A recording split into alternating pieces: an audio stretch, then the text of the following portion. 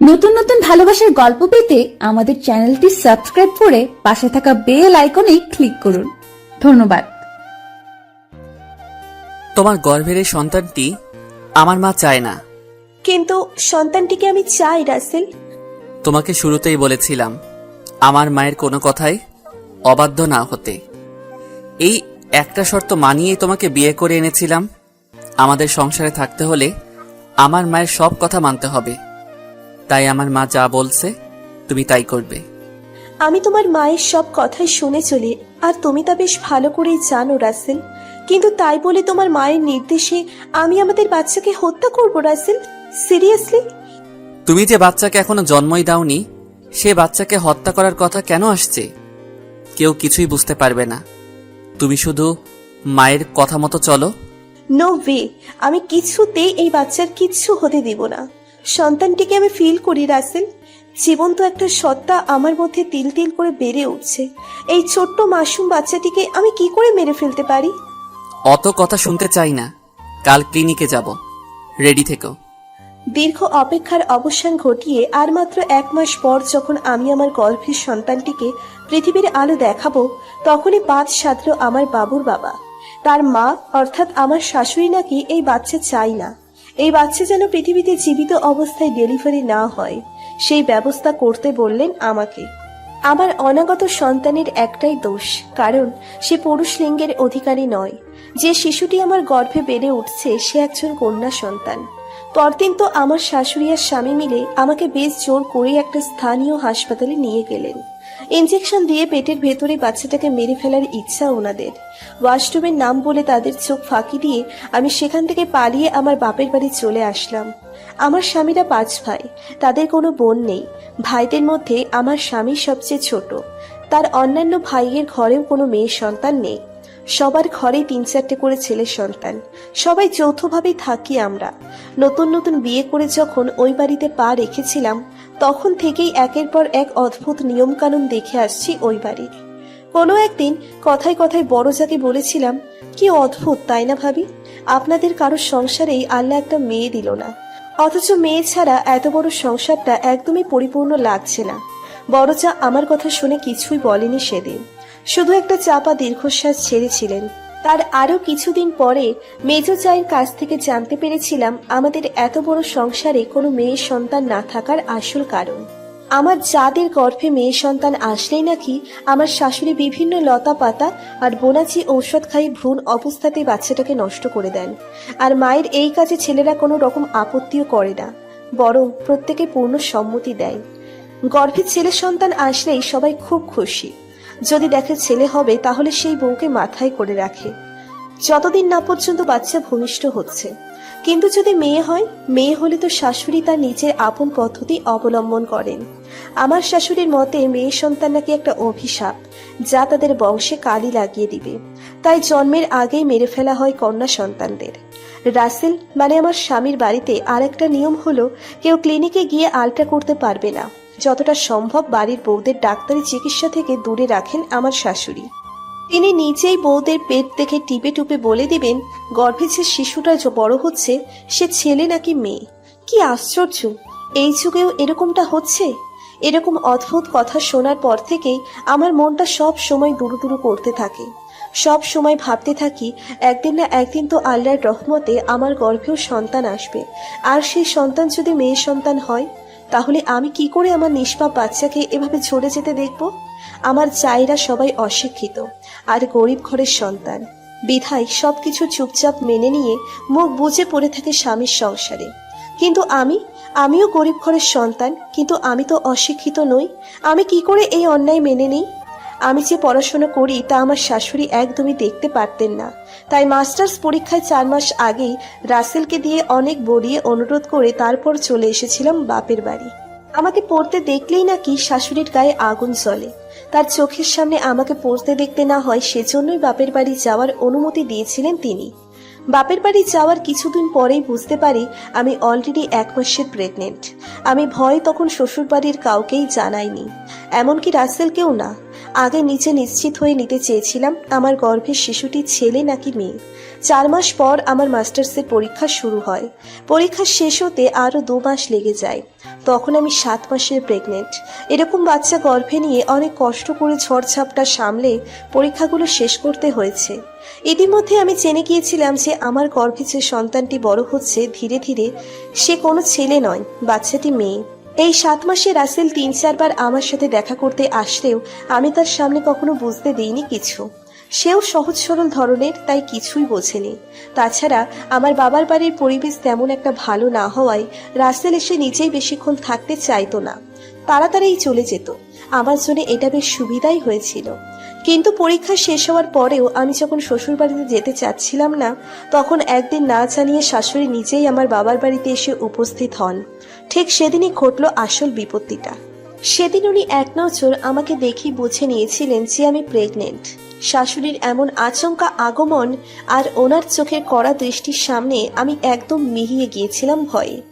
সেদিন একটা কথা না বলেও আমাদের বাড়ির উঠোন থেকে হনহন করে আবার ফিরতি পথ ধরেছিলেন আমার শাশুড়ি। আমি পিছন থেকে অনেক ডাকলাম একটাবার ঘরে এসে বসার জন্য, আমার কথা শোনার জন্য, কিন্তু উনি ফিরেও তাকালেন না একবারও। আমি বেশ বুঝতে পেরেছিলাম তুলকালাম কাণ্ড একটা ঘটতে চলেছে এবার। আমার মাও সেই থেকে কেঁদে কেটে অস্থির হয়ে যাচ্ছিলেন, না জানি তার মেয়ের কপালে কি অপেক্ষা করছে। বিকেলেই হন্ততন্ত হয়ে রাসেল আসলো আমাকে নিতে। বাহিরে দাঁড়িয়ে থেকেই হাঁক ডাক দিল, রাকা রেডি হও, তোমাকে নিতে এসেছি। তোমার তো পরীক্ষা শেষ, মা বলেছে আর এই বাড়িতে থাকা যাবে না। আমি কোনো বিরক্তি না করে ব্যাগটা হাতে বেরিয়ে এসেছিলাম ঘর থেকে।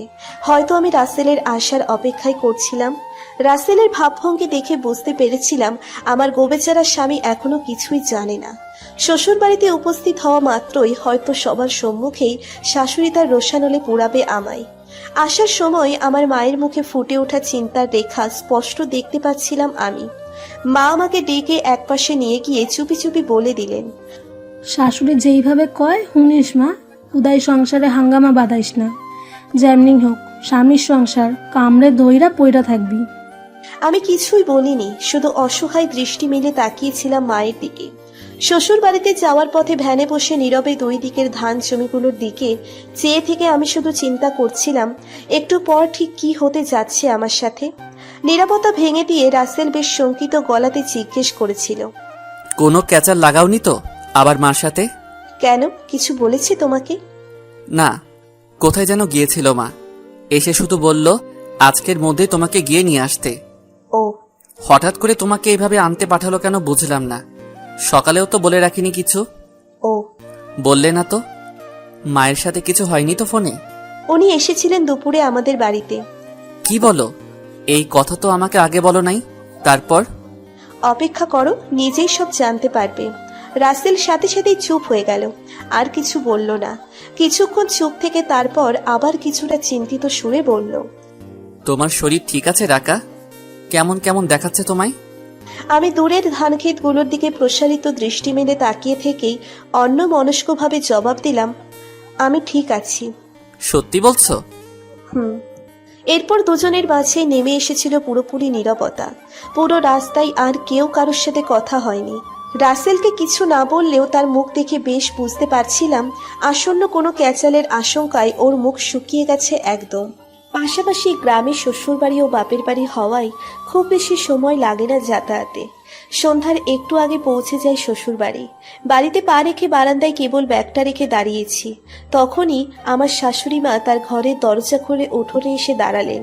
আবছা অন্ধকারে আমার ছায়ামূর্তির দিকে দৃষ্টি নিক্ষেপ করে বেশ রূঢ় কণ্ঠে দাঁড়িয়ে হুকুম দিলেন, ছোট বৌমা, এইখানে আসো।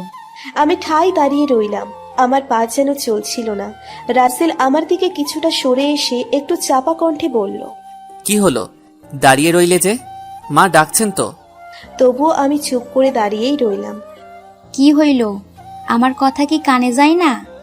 এইখানে ঠিক আমার সামনে আইসা দাঁড়াইতে কইছি। ভর সন্ধ্যায় শাশুড়ি মায়ের এমন বাজখাই গলার কথা শুনে আমার জায়েরাও যার যার ঘর থেকে বেরিয়ে এলো। তাদের পিছু পিছু আমার ভাসুরগণ ও তাদের ছেলেপিলেরাও সব উঠোনে এসে জড়ো হলো। সবার মুখেই একটা অজানা কৌতূহল। সবার মধ্যমণি হয়ে আমিও আমার শাশুড়ি উঠোনে দাঁড়িয়ে আছি। বাকি সবাই আমাদের ঘিরে রেখেছে চারিদিক থেকে। রাসেলের দিকে চেয়ে দেখলাম ও হতবম্ব হয়ে ঢোক গিলছে, আর একবার শাশুড়ির দিকে তো আর একবার আমার দিকে তাকাচ্ছে। সকলের চাপা গুঞ্জন এড়িয়ে শাশুড়ির বজ্র কণ্ঠ আবার শোনা গেল। কয় মাস চলে? জি আম্মা, 8 মাস। সন্তানটা কি? আমি কোনো জবাব না দিয়ে চুপ করে রইলাম।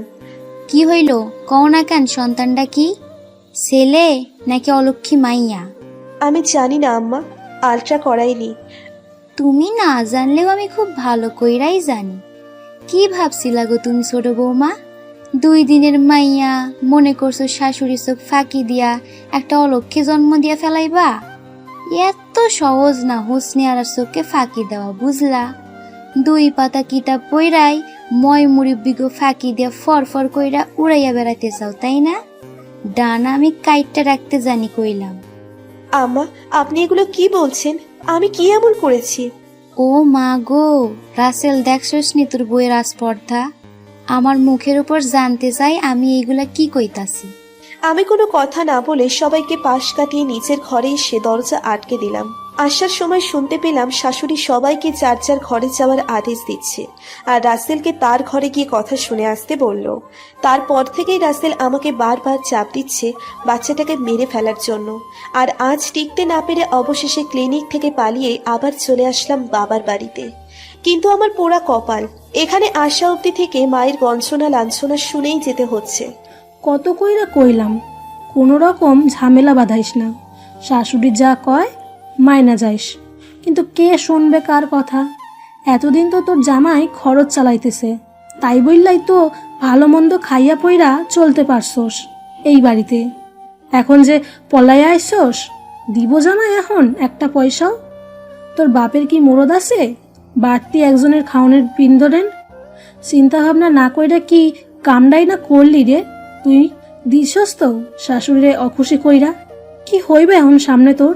আমি তো কিছুই বুঝবার পারতেছি না। রাতে না খেয়ে শুয়ে পড়লাম। মনে মনে দৃঢ় সিদ্ধান্ত নিলাম, যে যাই বলুক না কেন এই সন্তানকে আমি জন্ম দিবই। তেল তেল করে বড় করে তুলে এখন আমি কিছুতেই ওকে হারাতে পারবো না। ভাগ্যের কথা চিন্তা করে 2 চোখের পানিতে বালিশ ভিজে যাচ্ছে আমার। সারা রাত এক ফোঁটাও ঘুম হলো না। এপাশ ওপাশ করেই কাটিয়ে দিলাম। ভোর রাতের দিকে সাইলেন্ট করে রাখা ফোনটা হাতে নিয়ে দেখি রাসেলের 23টা missed call. Last missed call 4 minute আগের। আমি ফোনটা বন্ধ করে দিয়ে আবার জায়গা মতো রেখে বাহিরে এসে দাঁড়ালাম। রাতের আধার কেটে গিয়ে সকালের আলো ফুটতে শুরু করেছে কেবলমাত্র। আমি আকাশের দিকে চেয়ে চেয়ে জীবনের হিসাব নিকাশ মেলাতে শুরু করে দিলাম।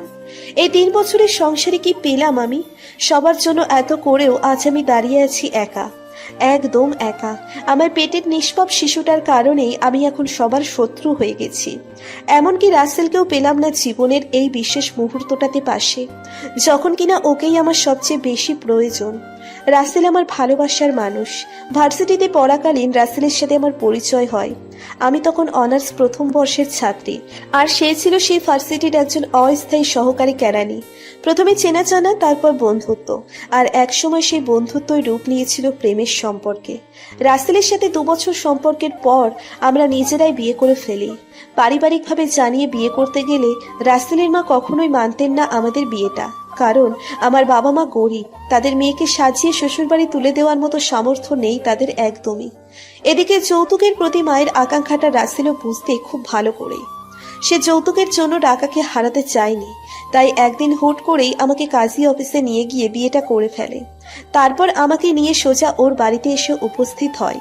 বিয়ে করে বাড়িতে আনার আগে আমাকে রাসেল শুধু একটা কথাই বলেছিল, আমার মা হয়তো আমাদের এই ব্যাপারটাতে কষ্ট পেয়ে এখন অনেক কিছুই বলবে, তুমি কিন্তু কোনো কিছুই মনে নিও না, আর কখনো আমার মায়ের অবাধ্য হয়েও না।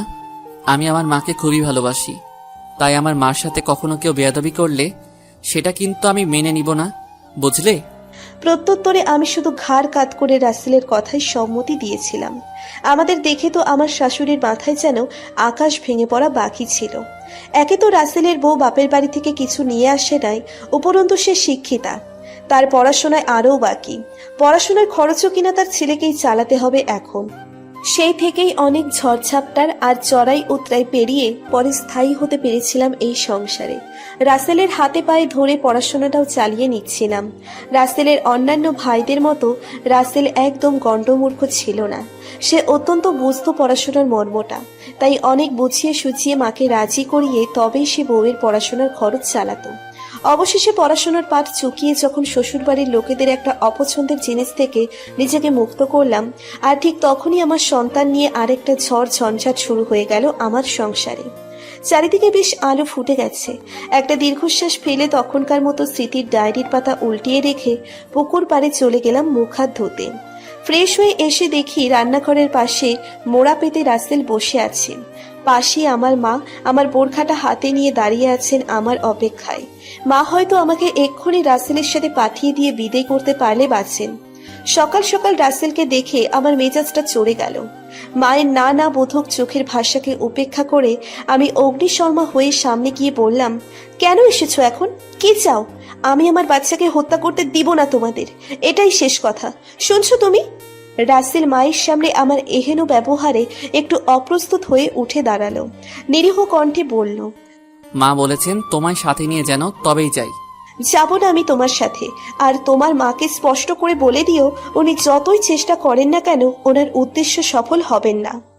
মা বলেছেন তুমি যদি না যাও আমার সাথে, তাহলে মা অন্য ব্যবস্থা নিবেন।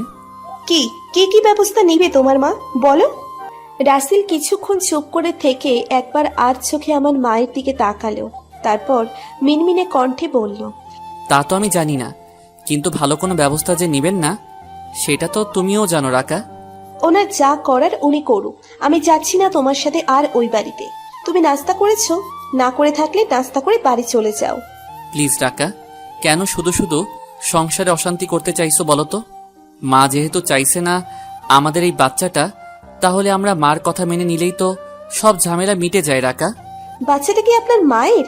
আমার বাচ্চা, আমি সিদ্ধান্ত নেব যে আমি ওকে জন্ম দিব নাকি মেরে ফেলবো। বড়জোর বাচ্চার বাবা হিসেবে আপনি আমার সিদ্ধান্তে হস্তক্ষেপ করতে পারেন, কিন্তু আপনার মা কি আমাদের সন্তানের ব্যাপারে সিদ্ধান্ত নেওয়ার বলুন তো? বিয়ের পর আজ পর্যন্ত ওনার কোন কথা মেনে চলিনি আমি কখন ঘুমাবো, কখন উঠবো, কখন খাবো, কখন কাজ করব, কখন পড়তে বসবো, কখন আপনার সাথে সময় কাটাবো, এমনকি কখন আপনার সাথে শোবো সেটা পর্যন্ত আপনার মা ডিসাইড করে দেয়। কিন্তু আর কত? একটা প্রাণ হত্যার হুকুম দিবে আর আমি সেটাও চুপচাপ পালন করব?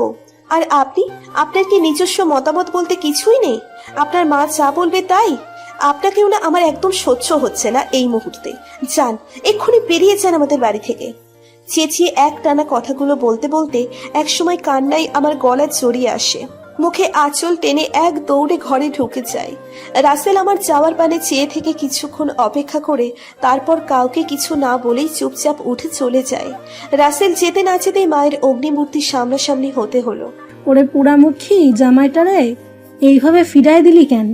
কিসের আপন দেমাক তোর? তোর বাপের কি গোলা ভরা ধান আছে যে সেই জোরে তুই তোর জামাই শাশুড়ির লগে এমনে কথা কস? একে তো শাশুড়িকে ফাঁকি দিয়ে পলায় আইসোস, একটা ভুল করছোস। কপালটা ভালো বইলাই সকাল সকাল জামাই নিবার আইছিল, আর তুই কিনা তাচ্ছিল্য কইরা জামাইটারও খেদাই দিলি। জামাইয়ের সংসার করতে হইলে মাইয়া মানুষের অনেক কিছু মুখ বুইজা সইবার লাগে, এমন গলা উসাইয়া কথা কইবার হয় না। আশু গাছ তোর বাপ খ্যাত থেকা, তোর কীর্তিকলাপ সব কইতাছি। আরে জামাই যদি এখন রাগ হইয়া তোরে তালাক দিয়ে দেয়, তাইলে তুই তখন কার ঘাড়ে বইয়া খাবি ক? পেটের মধ্যে তো আর একটারে বড় করতেছোস, ওইটার দায়িত্ব নিব কেডায়? তোর ছোট দুইটা বোন যে বিয়ের লাখ হইছে সেই খেয়াল কি আছে তোর?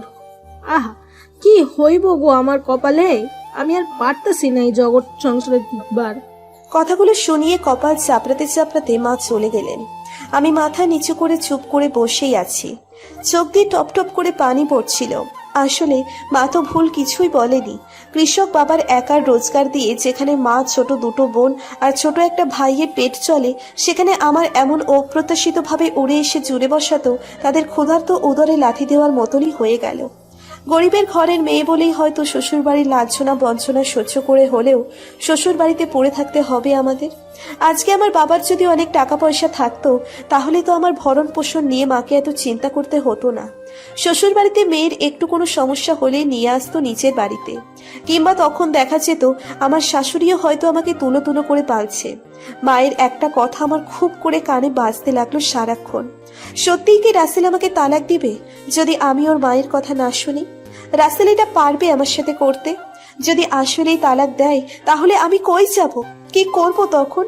আমি দিকভ্রান্ত হয়ে চিন্তা করতেই থাকি, যে চিন্তার কোনো শেষ নেই, কোনো দিক কুল নেই।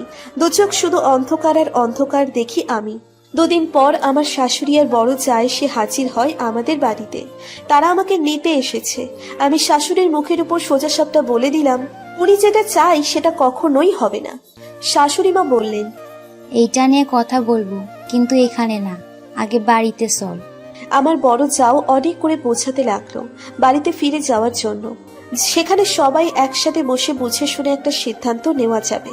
ক্লিনিক থেকে পালিয়ে যাওয়ার 4 দিন পর অবশেষে আমি শাশুড়ি আর বড় জায়ের সাথে আবার শ্বশুর বাড়িতে ফিরে আসি। শুধু যে আমার শাশুড়ি ও জায়ের মিষ্টি মিষ্টি কথায় মন গলিয়ে তাদের সাথে ফিরে এসেছি তা নয়, দরজার আড়ালে থাকা আমার মায়ের চোখের ভাষাও পড়ে নিয়েছিলাম আমি। যে চোখের দৃষ্টি উপেক্ষা করা আমার সাধ্যে ছিল না। স্পষ্ট দেখেছিলাম সেই দুটো চোখ ইশারায় আমাকে বলছিল, তুই যদি এখন তোর শাশুড়ির সাথে না যাস আর তাদের ফিরায় দেস, তাইলে আমার চাইতে খারাপ আর কেউ হইব না।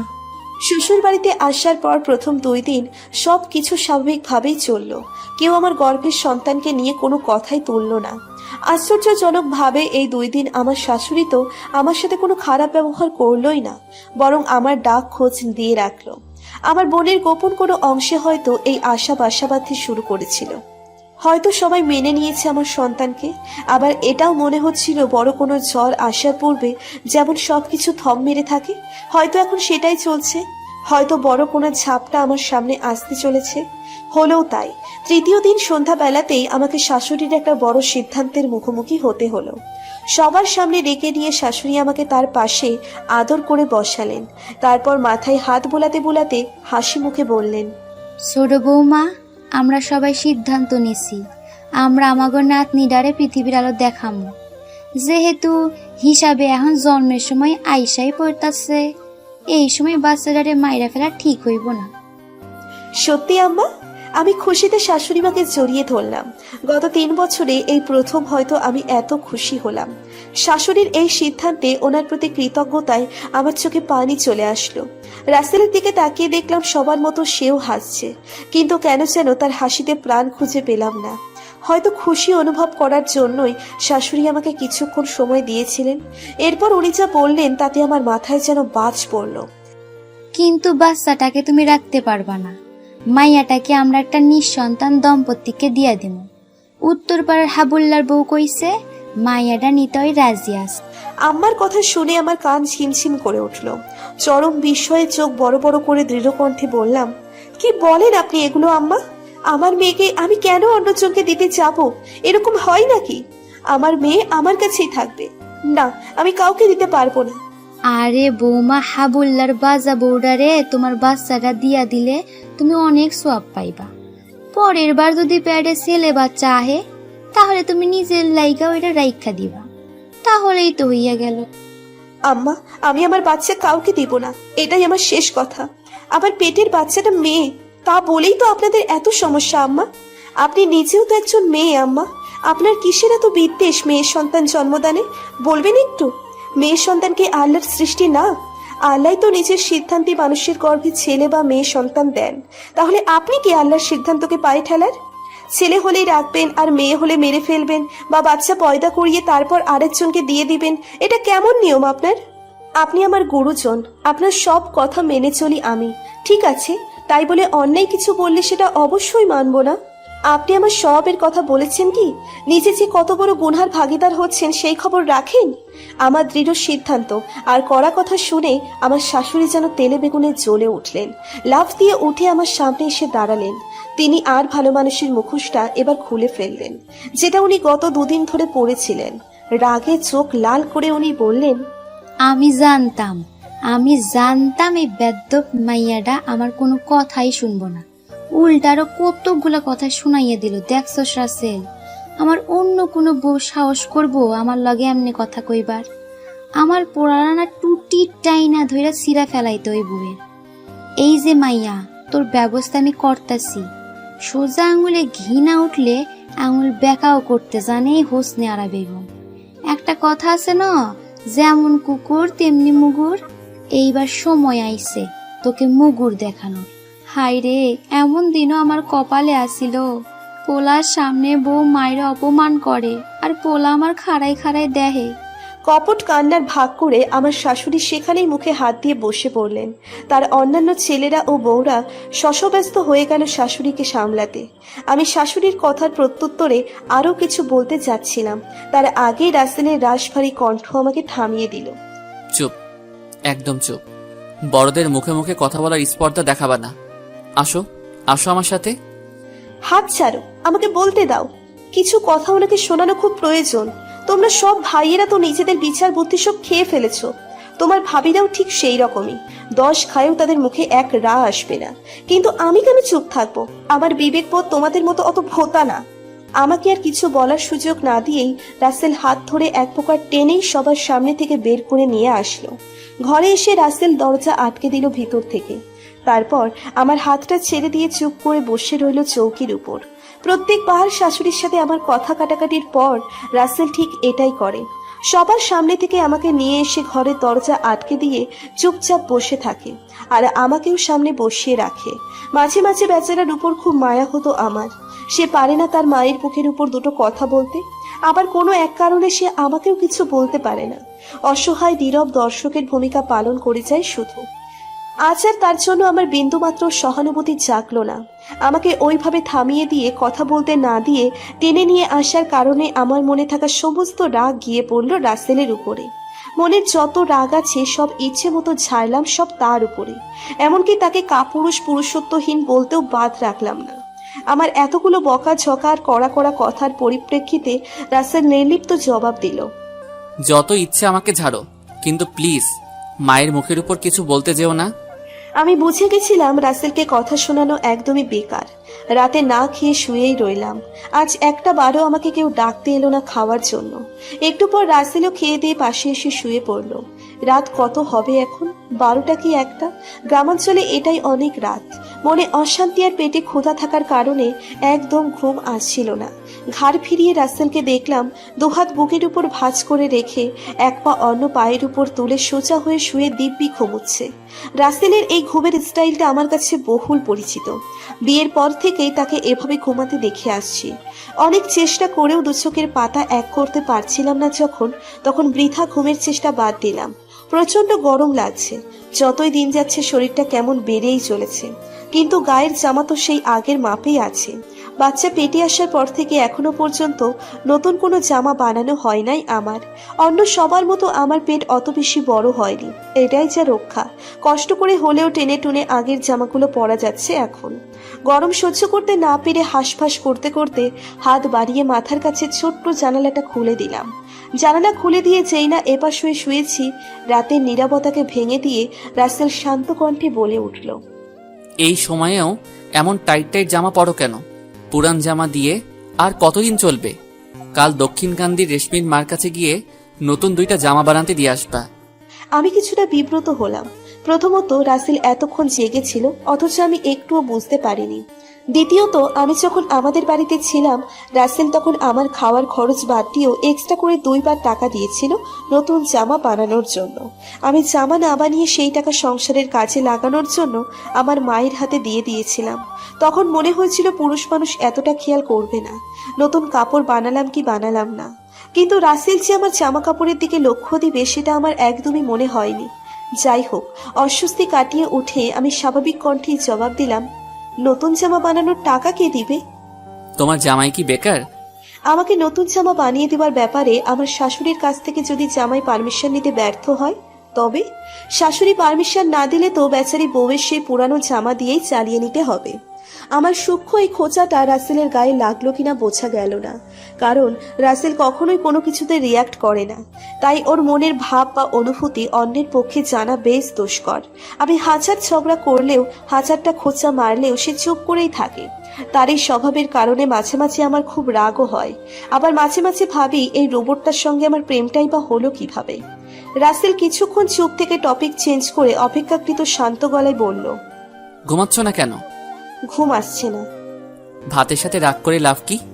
এই কথা আসছে কেন? তোমার পেটে এখন খুব ক্ষুধা, তাই তুমি ঘুমাতে পারছো না, আমি জানি। আমি কিছু বললাম না, চুপ করে রইলাম। আমার আসলে কিছু বলারও নেই, আসলেই ক্ষুধায় পেট চোচো করছে। আমার নীরবতা দেখে রাসেলই আবার কথা বলল, টিনের কৌটায় বিস্কুট আছে, 3-4 দিন আগে কিনে রেখেছিলাম। রাতে আমার খুব ক্ষুধা লাগে আজকাল, তাই তুমি খাবে? দাও। রাসেল উঠে টিনের কৌটোটা আমার হাতে দিল। আমি অন্ধকারে বসে থেকে বুভুক্ষের মতো বিস্কুট খেতে শুরু করে দিলাম।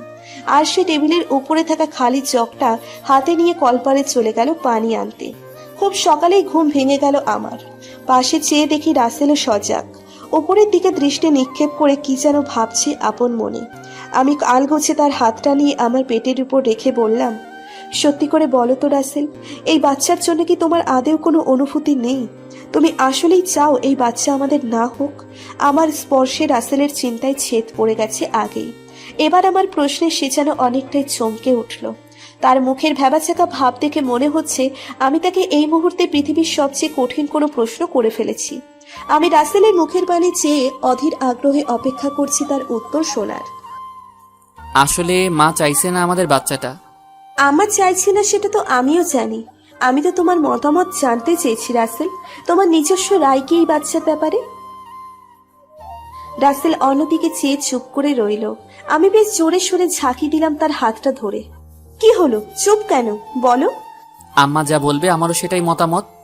রাগে আমি এবার ওর হাতটা ছেড়ে দিলাম। শরীরটা জ্বলছে খুব। এত বড় একজন লোক বিয়ে করে ফেলেছে, 2 দিন পর বাচ্চার বাবা হবে, সে কেন এখনো মায়ের এমন ন্যাওটা হয়ে থাকবে? মাতৃভক্তিরও তো একটা লিমিট থাকা দরকার।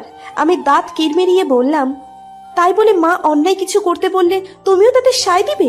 মানে তোমরা ভাইরা এমন কেন বলো তো? কেউ কোনো উচিত কথা বলতে পারো না কেন? তোমার ভাইদের কথা না হয় বাদই দিলাম, তারা পড়ালেখা করার সুযোগ পায়নি, সারা জীবন ক্ষেত খামার নিয়েই পড়েছিল, তাই ভালো মন্দ বিচার করার ক্ষমতা হয়তো একটু কমই তাদের। কিন্তু তুমি তো যথেষ্ট শিক্ষিত, বুঝতার, ভালো ব্যবসাও করো, ভালো মন্দ ন্যায় অন্যায় বিচার করার ক্ষমতা আল্লাহ তোমায় দিয়েছে। এখন তোমার আর তোমার ভাইদের মধ্যে তো কোনো তফাৎ রইল না দেখছি। মুখ ফুটে একটা কথাও বলতে পারো না মায়ের সামনে। তোমাদের যত পুরুষ তো সব স্ত্রীর সামনে, তাই না? চুপ, একদম চুপ। আমার মা আমাদের 5 ভাইকে খুব কষ্টে বড় করেছেন, খেয়ে না খেয়ে। একা হাতে এতগুলো সন্তানকে মানুষ করার কষ্ট তুমি কি বুঝবা? বাবা থেকেও না থাকার মতো ছিলেন তখন। আর জীবনের একটা পর্যায়ে এসে তো বাবাও একদম বাচ্চার চেয়েও অবুঝের মতো হয়ে গিয়েছিলেন।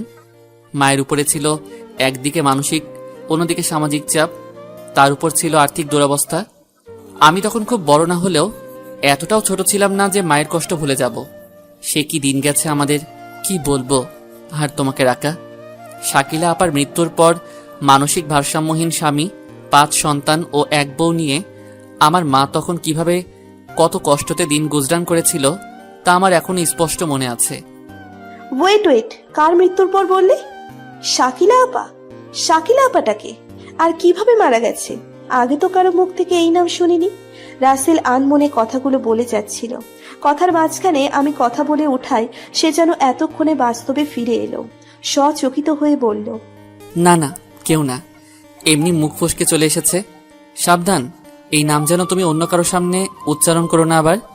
আমার সামনে থাকলে রাসেলকে আরো প্রশ্নের সম্মুখীন হতে হতো, তাই হয়তো সে তড়িঘড়ি করে উঠে বাহিরে চলে গেল। শাকিলা আপাকে? আমি ওনার ব্যাপারে জানি না কেন? আর রাসেল এই ব্যাপারে কিছু বলতেও বা চাইল না কেন? সে অন্য কাউকে এই ব্যাপারে বলতেও নিষেধ করলো। লুকানোর কি আছে এখানে? মানুষ মাত্রই কৌতূহলী। আমার কৌতূহলও উত্তরোত্তর বেড়েই চলল শাকিলা আপা সম্পর্কে জানার। আর কৌতূহল দমন করতে না পেরে দুপুরের দিকে সেজোজাকে একা পেয়ে জিজ্ঞেস করেই ফেললাম, কে এই শাকিলা আপা? সেজোজায়ের ভাবভঙ্গি দেখে মনে হলো সেও কিছুই জানে না। আমার মুখ থেকেই প্রথম শুনলো এই নাম। আমি সাময়িক সময়ের জন্য কিছুটা হতাশ হলেও পরক্ষণে চিন্তা করলাম আমার বড় যা তো এই সংসারে সবার প্রথমে পদার্পণ করেছেন। যদি কিছু বলতে পারেন তবে শুধু সেই বলতে পারবেন। দুপুরে মেঝেতে পাটি বিছিয়ে সবাই যখন খেতে বসেছি, খাওয়ার সময়ও শাশুড়ি সেই একই কথা তুললেন আবার। ছোট বৌমা, তোমার সিদ্ধান্ত কি তাহলে? কোন ব্যাপারে আম্মা? ন্যাকামি করো না। কোন ব্যাপারে বলছি তা তুমি বেশ ভালো কইরাই জানো। আম্মা, এক কথা আর কতবার বলবো? আমি তো আমার মতামত জানিয়েই দিয়েছি। না, আমি আমার এই অনাগত বাচ্চাটার কোনো ক্ষতি করতে দিব না কাউকে, আর না আমি বাচ্চাটাকে জন্ম দিয়ে তারপর অন্য কারো হাতে তুলে দিব। আমি জানতাম এই মাইয়াটা স্যাটাং স্যাটাং মুখের উপরে উত্তর দিয়া দিব। আমি আর কারোর লাইগা ভাবতে যাবো না। সামনে আমি যা করবো তা শুধু চাইয়া চাইয়া দেখবি তুই মাইয়া। বহু চেষ্টা করছি তোর কথা শোনানো, কিন্তু তুই তো দুপাত্তা বই পইরা সাপের পা দেখা ফেলাইছস। আমার কোনো কথাই শুনতাছস না। তাইলে আমারও আর কিছু করার রইল না। তোর কপালে দুর্দিন আসতেছে ছোট বৌমা, এই বইলা রাখলাম। শাশুড়ি আর ছোট বৌমার কথোপকথনের দমকে দোচালা খাবারের পরে সবার মাঝে তখন পিনপতন নীরবতা নেমে এসেছে। কারো মুখে কোনো টু শব্দটি পর্যন্ত নেই। যে যার মতো চুপচাপ খেয়ে উঠে গেল। বিকেলে বড়চাকে কাজের ছলে সবার কাছ থেকে কিছুটা দূরে সরিয়ে আনলাম। তারপর কোনো রকম ভনিতা না করে জিজ্ঞেস করলাম শাকিলা আপার ব্যাপারে। উনি কে, আর আমাদের ফ্যামিলির সাথে কি সম্পর্ক? বড়চা আমার মুখ থেকে শাকিলা নামটা শুনে বেশ আটকে উঠল। নিজের ঠোঁটে আঙ্গুল চেপে ধরে ইশারায় আমাকে চুপ করতে বললেন। তারপর আমার হাত ধরে আমাকে টানতে টানতে নিয়ে গেলেন নিজের ঘরে। তারপর দরজাটায় ছিটকিনি তুলে দিয়ে শঙ্কিত হয়ে প্রশ্ন করলেন, শাকিলার নাম কার কাছ থেকে শুনছো গো রাকা? আইসা বাদ দাও, যার কাছ থেকে শুই না থাকো ফুইলা যাও। আমার কাছে কইছো তো কইছো, তই সাবধান, দ্বিতীয়বার আর এই নাম লইও না এই বাড়িতে। কিন্তু কেন ভাবি? আপনার দেবরও কিছু বলতে চাইলো না, আপনিও এরকম করছেন, কিছু তো একটা আছেই রহস্য। প্লিজ ভাবি, পুরোটা না বললেও একটু তো বলেন। অনেক নানা করার পর ভাবি একসময় রাজি হলেন বলতে, কিন্তু শর্ত দিয়ে দিলেন আজকের পর আর যেন এই কথা না ওঠায় কখনো। আমি রাজি হলাম। বড়ভাবে ফিসফিস করে বলতে শুরু করলেন, আমাগো শাশুড়ির কোনো মেয়ে বাচ্চাগো প্রতি এত আক্রোশ জাননি। তুমি ভাইব না শুধু তোমার মেয়ে বাচ্চা নিয়াই আমাগো শাশুড়ির এত সমস্যা। মেয়ে সন্তান পেটে আইছিল বইলা আমার নিজেরও, কিন্তু দুইবার পেট ফালাইছে আমার শাশুড়ির নিজে। মেজো সেজোরও বাচ্চা নষ্ট করে আছে কয়েকবার। শোনো তাইরে এর আসল কাহিনী। শাকিলা ছিল এই শাশুড়ির একমাত্র মাইয়া। তোমার বড় ভাসুরের জন্মের 5 বছর পর শাকিলার জন্ম হয়। শাকিলা পরে পরপর 4টা ছেলে সন্তান হয় ওনার। একমাত্র মেয়ে হওয়ার কারণে, স্বাভাবিক কারণেই আমার শ্বশুর শাশুড়ি শাকিলাকে অনেক ভালোবাসত। বিশেষ করে আমার শ্বশুরের চোখের মনে ছিল এই শাকিলা। সেই সময় তাদের অবস্থা এখনকার মতো এত ভালো ছিল না। খেয়ে পইরা কোনো রকমের দিন কাটতো বলা চলে। আজ থেকে 21 বছর আগে, যে বছর আমারে বিয়া কইরা এই সংসারে আনলো তোমার বড় ভাসুর, সেই বছর শাকিলা সবে 14তে পা রাখছে। ভালো মন্দ বুঝবার বয়স তখনও আর হয় নাই। ঠিক এই বয়সটাতেই শাকিলা একটা ভুল কইরা বসলো। সে কি করলো জানো? উত্তরবঙ্গ থেকে পাশের এলাকায় কাজ করতে আসা একজন রাজমিস্ত্রি পুলার লগে প্রেম পিরিতি কইরা পেট বাঁধাই ফেললো। এই খবর আমরা কেউই জানতাম না। এদিকে বিল্ডিং এর কাজ শেষ করার পর ওই রাজমিস্ত্রি পুলা শাকিলাকে কিছু না জানাইয়া চইলা গেছিল। ওই পুলার ঠিকানা পরিচয় কিছুই জানতো না আমাগো শাকিলা।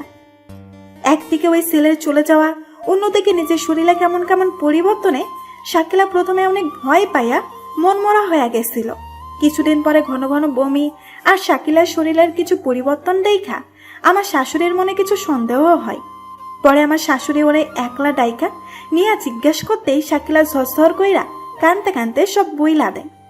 এই ব্যাপার নিয়ে তখন আমাগো পরিবারের অনেক অনেক হামাঙ্গা হয়।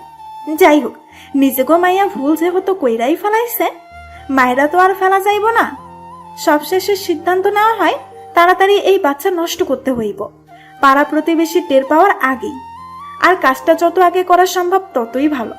মান সম্মানের ব্যাপার বইলা কথা, আর সেই সময় মেয়েগো ইজ্জতের উপরে সামান্য দাগ লাগলে সেইটা নিয়ে বিরাট কেলেঙ্কারি শুরু হয়ে যাইত এলাকায়। সেই পরিবারকে এক ঘরে করে দেওয়া হইতো কখনো কখনো। যাই হোক, শাকিলা কোনোভাবে জানতে পারা গেছিল যে আমরা ওর পেটের সন্তানের মায়েরা ফেলবার চিন্তা ভাবনা করতেছি। তারপর সেদিন সন্ধ্যাবেলায় ওই সরাসরি আমার শাশুড়ির কাছে গিয়া কইল ওই বাচ্চাটা রাখতে চাই, নষ্ট করতে চাই না। আমার শাশুড়ি সেদিন শাকিলাকে প্রচন্ড মারধর করেন আর বলেন, একে তো একটা কলঙ্কনি পেটের মধ্যে লইয়া ঘুরতাছস, আবার কিনা এই পাপকে জন্মেও দিতে চাইতাছস। আরো অনেক গালিগালাজ করলো আমার শাশুড়ি শাকিলাকে। সেদিন রাইতেই শাকিলা ঘর থেকে রাগ করে বেরিয়ে যায়, গিয়া প্রতিবেশীর এক ঘরে আশ্রয় নেয়। সেখানে এক প্রতিবেশীর কাছে এই নির্বোধ মেয়েটি কথায় কথায় সমস্ত ঘটনা খুলে বলে দেয়।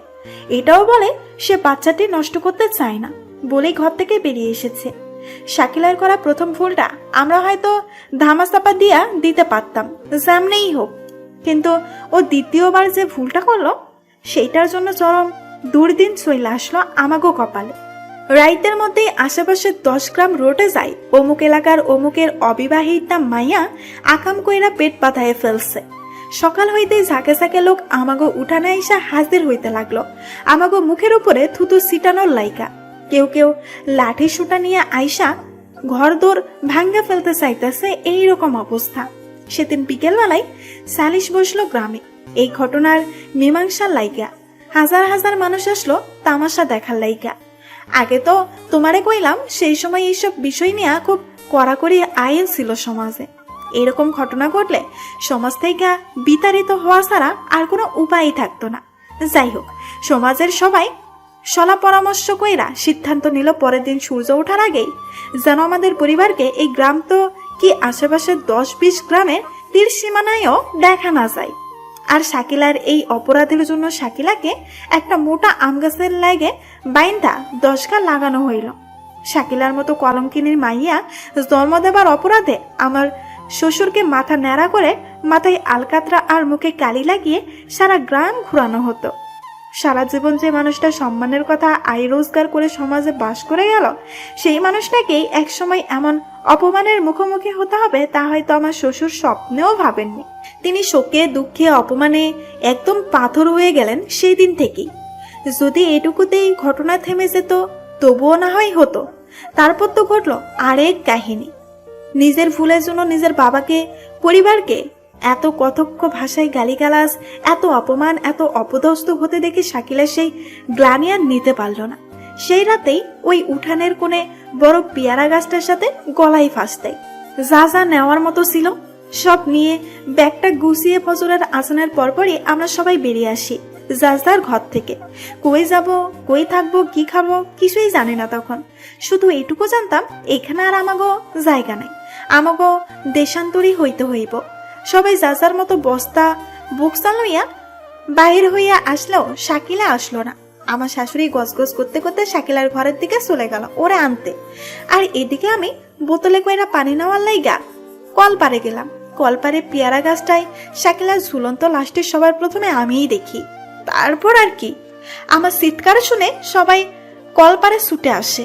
একে একে সবাই দেখতে পায় শাকিলার লাশ। গতকাল সমাজের নির্মম উপহাস পরিহাসের শিকার হয় আজ আবার মেয়ের মৃতদেহ দেখতে হচ্ছে। সবার মাঝে যেটুকু প্রাণ ছিল সেটুকু শেষ হয়ে গেল।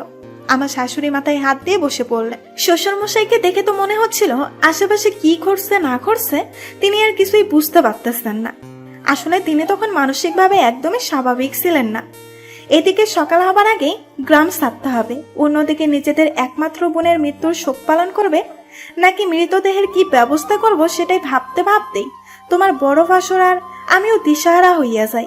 আর তখন আমার দেবরারা তো সব ছোট ছোট, ওরা আর কি করব। সকাল হইতেই এই ব্যাপারটা জানাজানি হইয়া যাইব যে শাকিলা আত্মহত্যা করছে। তখন তো গ্রামবাসী আরো বেশি কইরা ঝাপাইয়া পড়ব আমাকে নিন্দ্রা করার জন্য। পুলিশ চিনি ঝামেলাও হইয়া যাইতে পারে। সেদিন সেই ভোরে রাত্রিরে আমার শাশুড়ি খুব কঠিন একটা সিদ্ধান্ত নিছিল।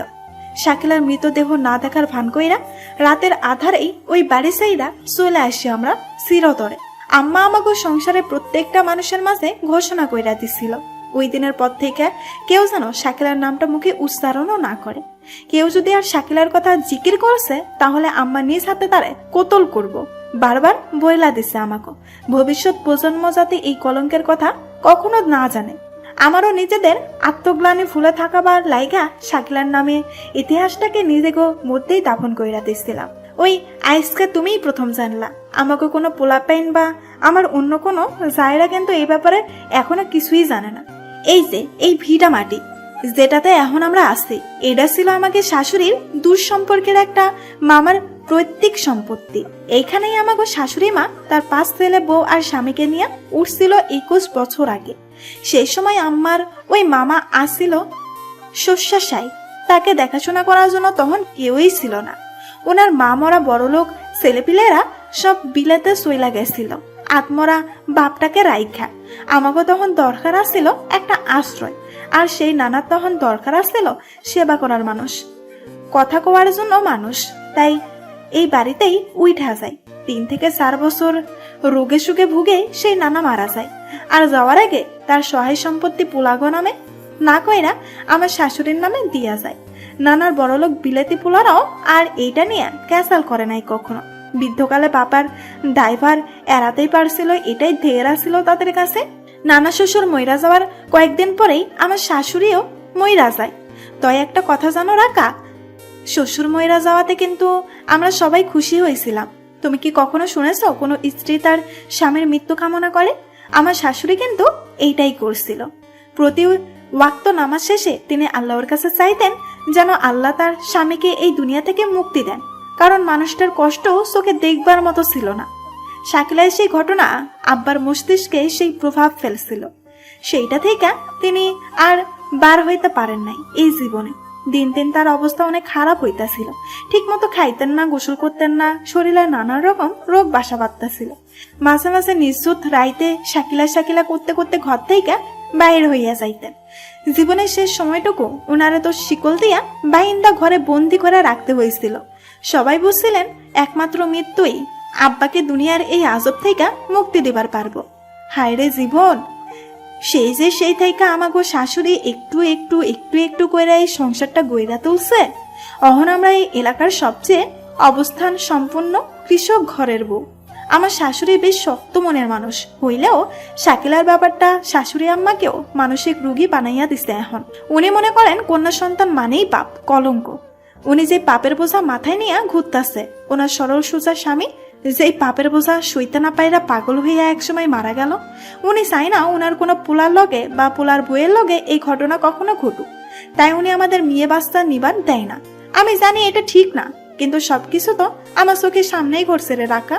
তাই চাইলেও শাশুড়ির লগে কইরা কোনো কথা কইতে পারি না। প্রায় রাত্রিরে আমি আমার ঘর থেকে কান্নার আওয়াজ পাই। হয়তো শাকিলার কথা মনে কইরাই কান্দে, নয়তো তার মৃত স্বামীর কথা। অপরাধ বোধ আমারও কম না রাখা। শাকিলার সেই মৃতদেহ অমনি করে রেখে আসা, কোনো ব্যবস্থা করতে না পারা, সেই লাশটা শিয়ালে নিল নাকি কুত্তাই শকুনে খাইলো, সেই খবর না রাইখা গ্লানি আমাদের সংসারের প্রত্যেকটি মানুষের বিবেককে কুইরা খায় এখনো। কিন্তু আমরা তো নিরুপায় ছিলাম রে রাকা। যতটা সম্ভব পুরো কাহিনী বলে ভাবি হাউমাউ করে কাঁদতে শুরু করলেন। আমার চোখ দিয়েও টপ টপ করে পানি পড়ছিল। খুবই মর্মান্তিক ঘটনা। আমার শাশুড়ি তাহলে কতটা কষ্ট তার বুকে ধামাচাপা দিয়ে আছেন, অথচ কাউকে একটুও বুঝতে দেননি। গভীর রাত, শুয়ে আছি কিন্তু চোখে এক ফোঁটাও ঘুম নেই। শাকিলা আপার কথাই বারবার মনে পড়ছিল। কতই বা বয়স ছিল তখন। না বুঝে করে ফেলা একটা ভুলের কারণে না জানি সমাজের কতটা অপমান তাকে সহ্য করতে হয়েছে। বাবা মায়ের আদরের দুলালিয়া না জানি মনে কত অভিমান নিয়ে আত্মহত্যার পথ বেছে নিয়েছে। আচ্ছা, সমাজ শুধু মেয়েদের দোষী কেন দেখে? সমাজকে পারল না সেই ছেলেটিকেও খুঁজে এনে শাস্তি দিতে? সেও তো সমান অপরাধী ছিল। তাহলে শাস্তি শুধু মেয়ে পাবে কেন? কারণ সে মেয়ে বলেই? কিংবা সমাজ তো এই সমস্যার অন্য সমাধানও করতে পারত। ছেলেটিকে খুঁজে এনে বিয়ে দিয়ে দিতে পারত তাদের। তাহলে তো ঝরে যেত না দুটি প্রাণ। আহা, কি কঠিন ছিল তখন সমাজ ব্যবস্থা। তখনকার সমাজের কথাই বা বলছি কি, এখনকার সমাজের মানুষের ধ্যান ধারণাই বা কি খুব বেশি পাল্টেছে?